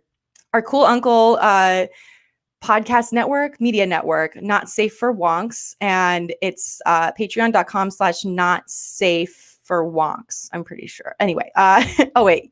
Oh yeah, and we're on YouTube and all that stuff. Anyway, just Google us, Not Safe for Wonks. But yeah, I just want to thank them because they are hosting this right now and they're letting us use their resources and everything. So thank you guys so much, and please, please, please, give us a shout out on like Twitter or Twitch or whatever you want to do, and we'll see you next week.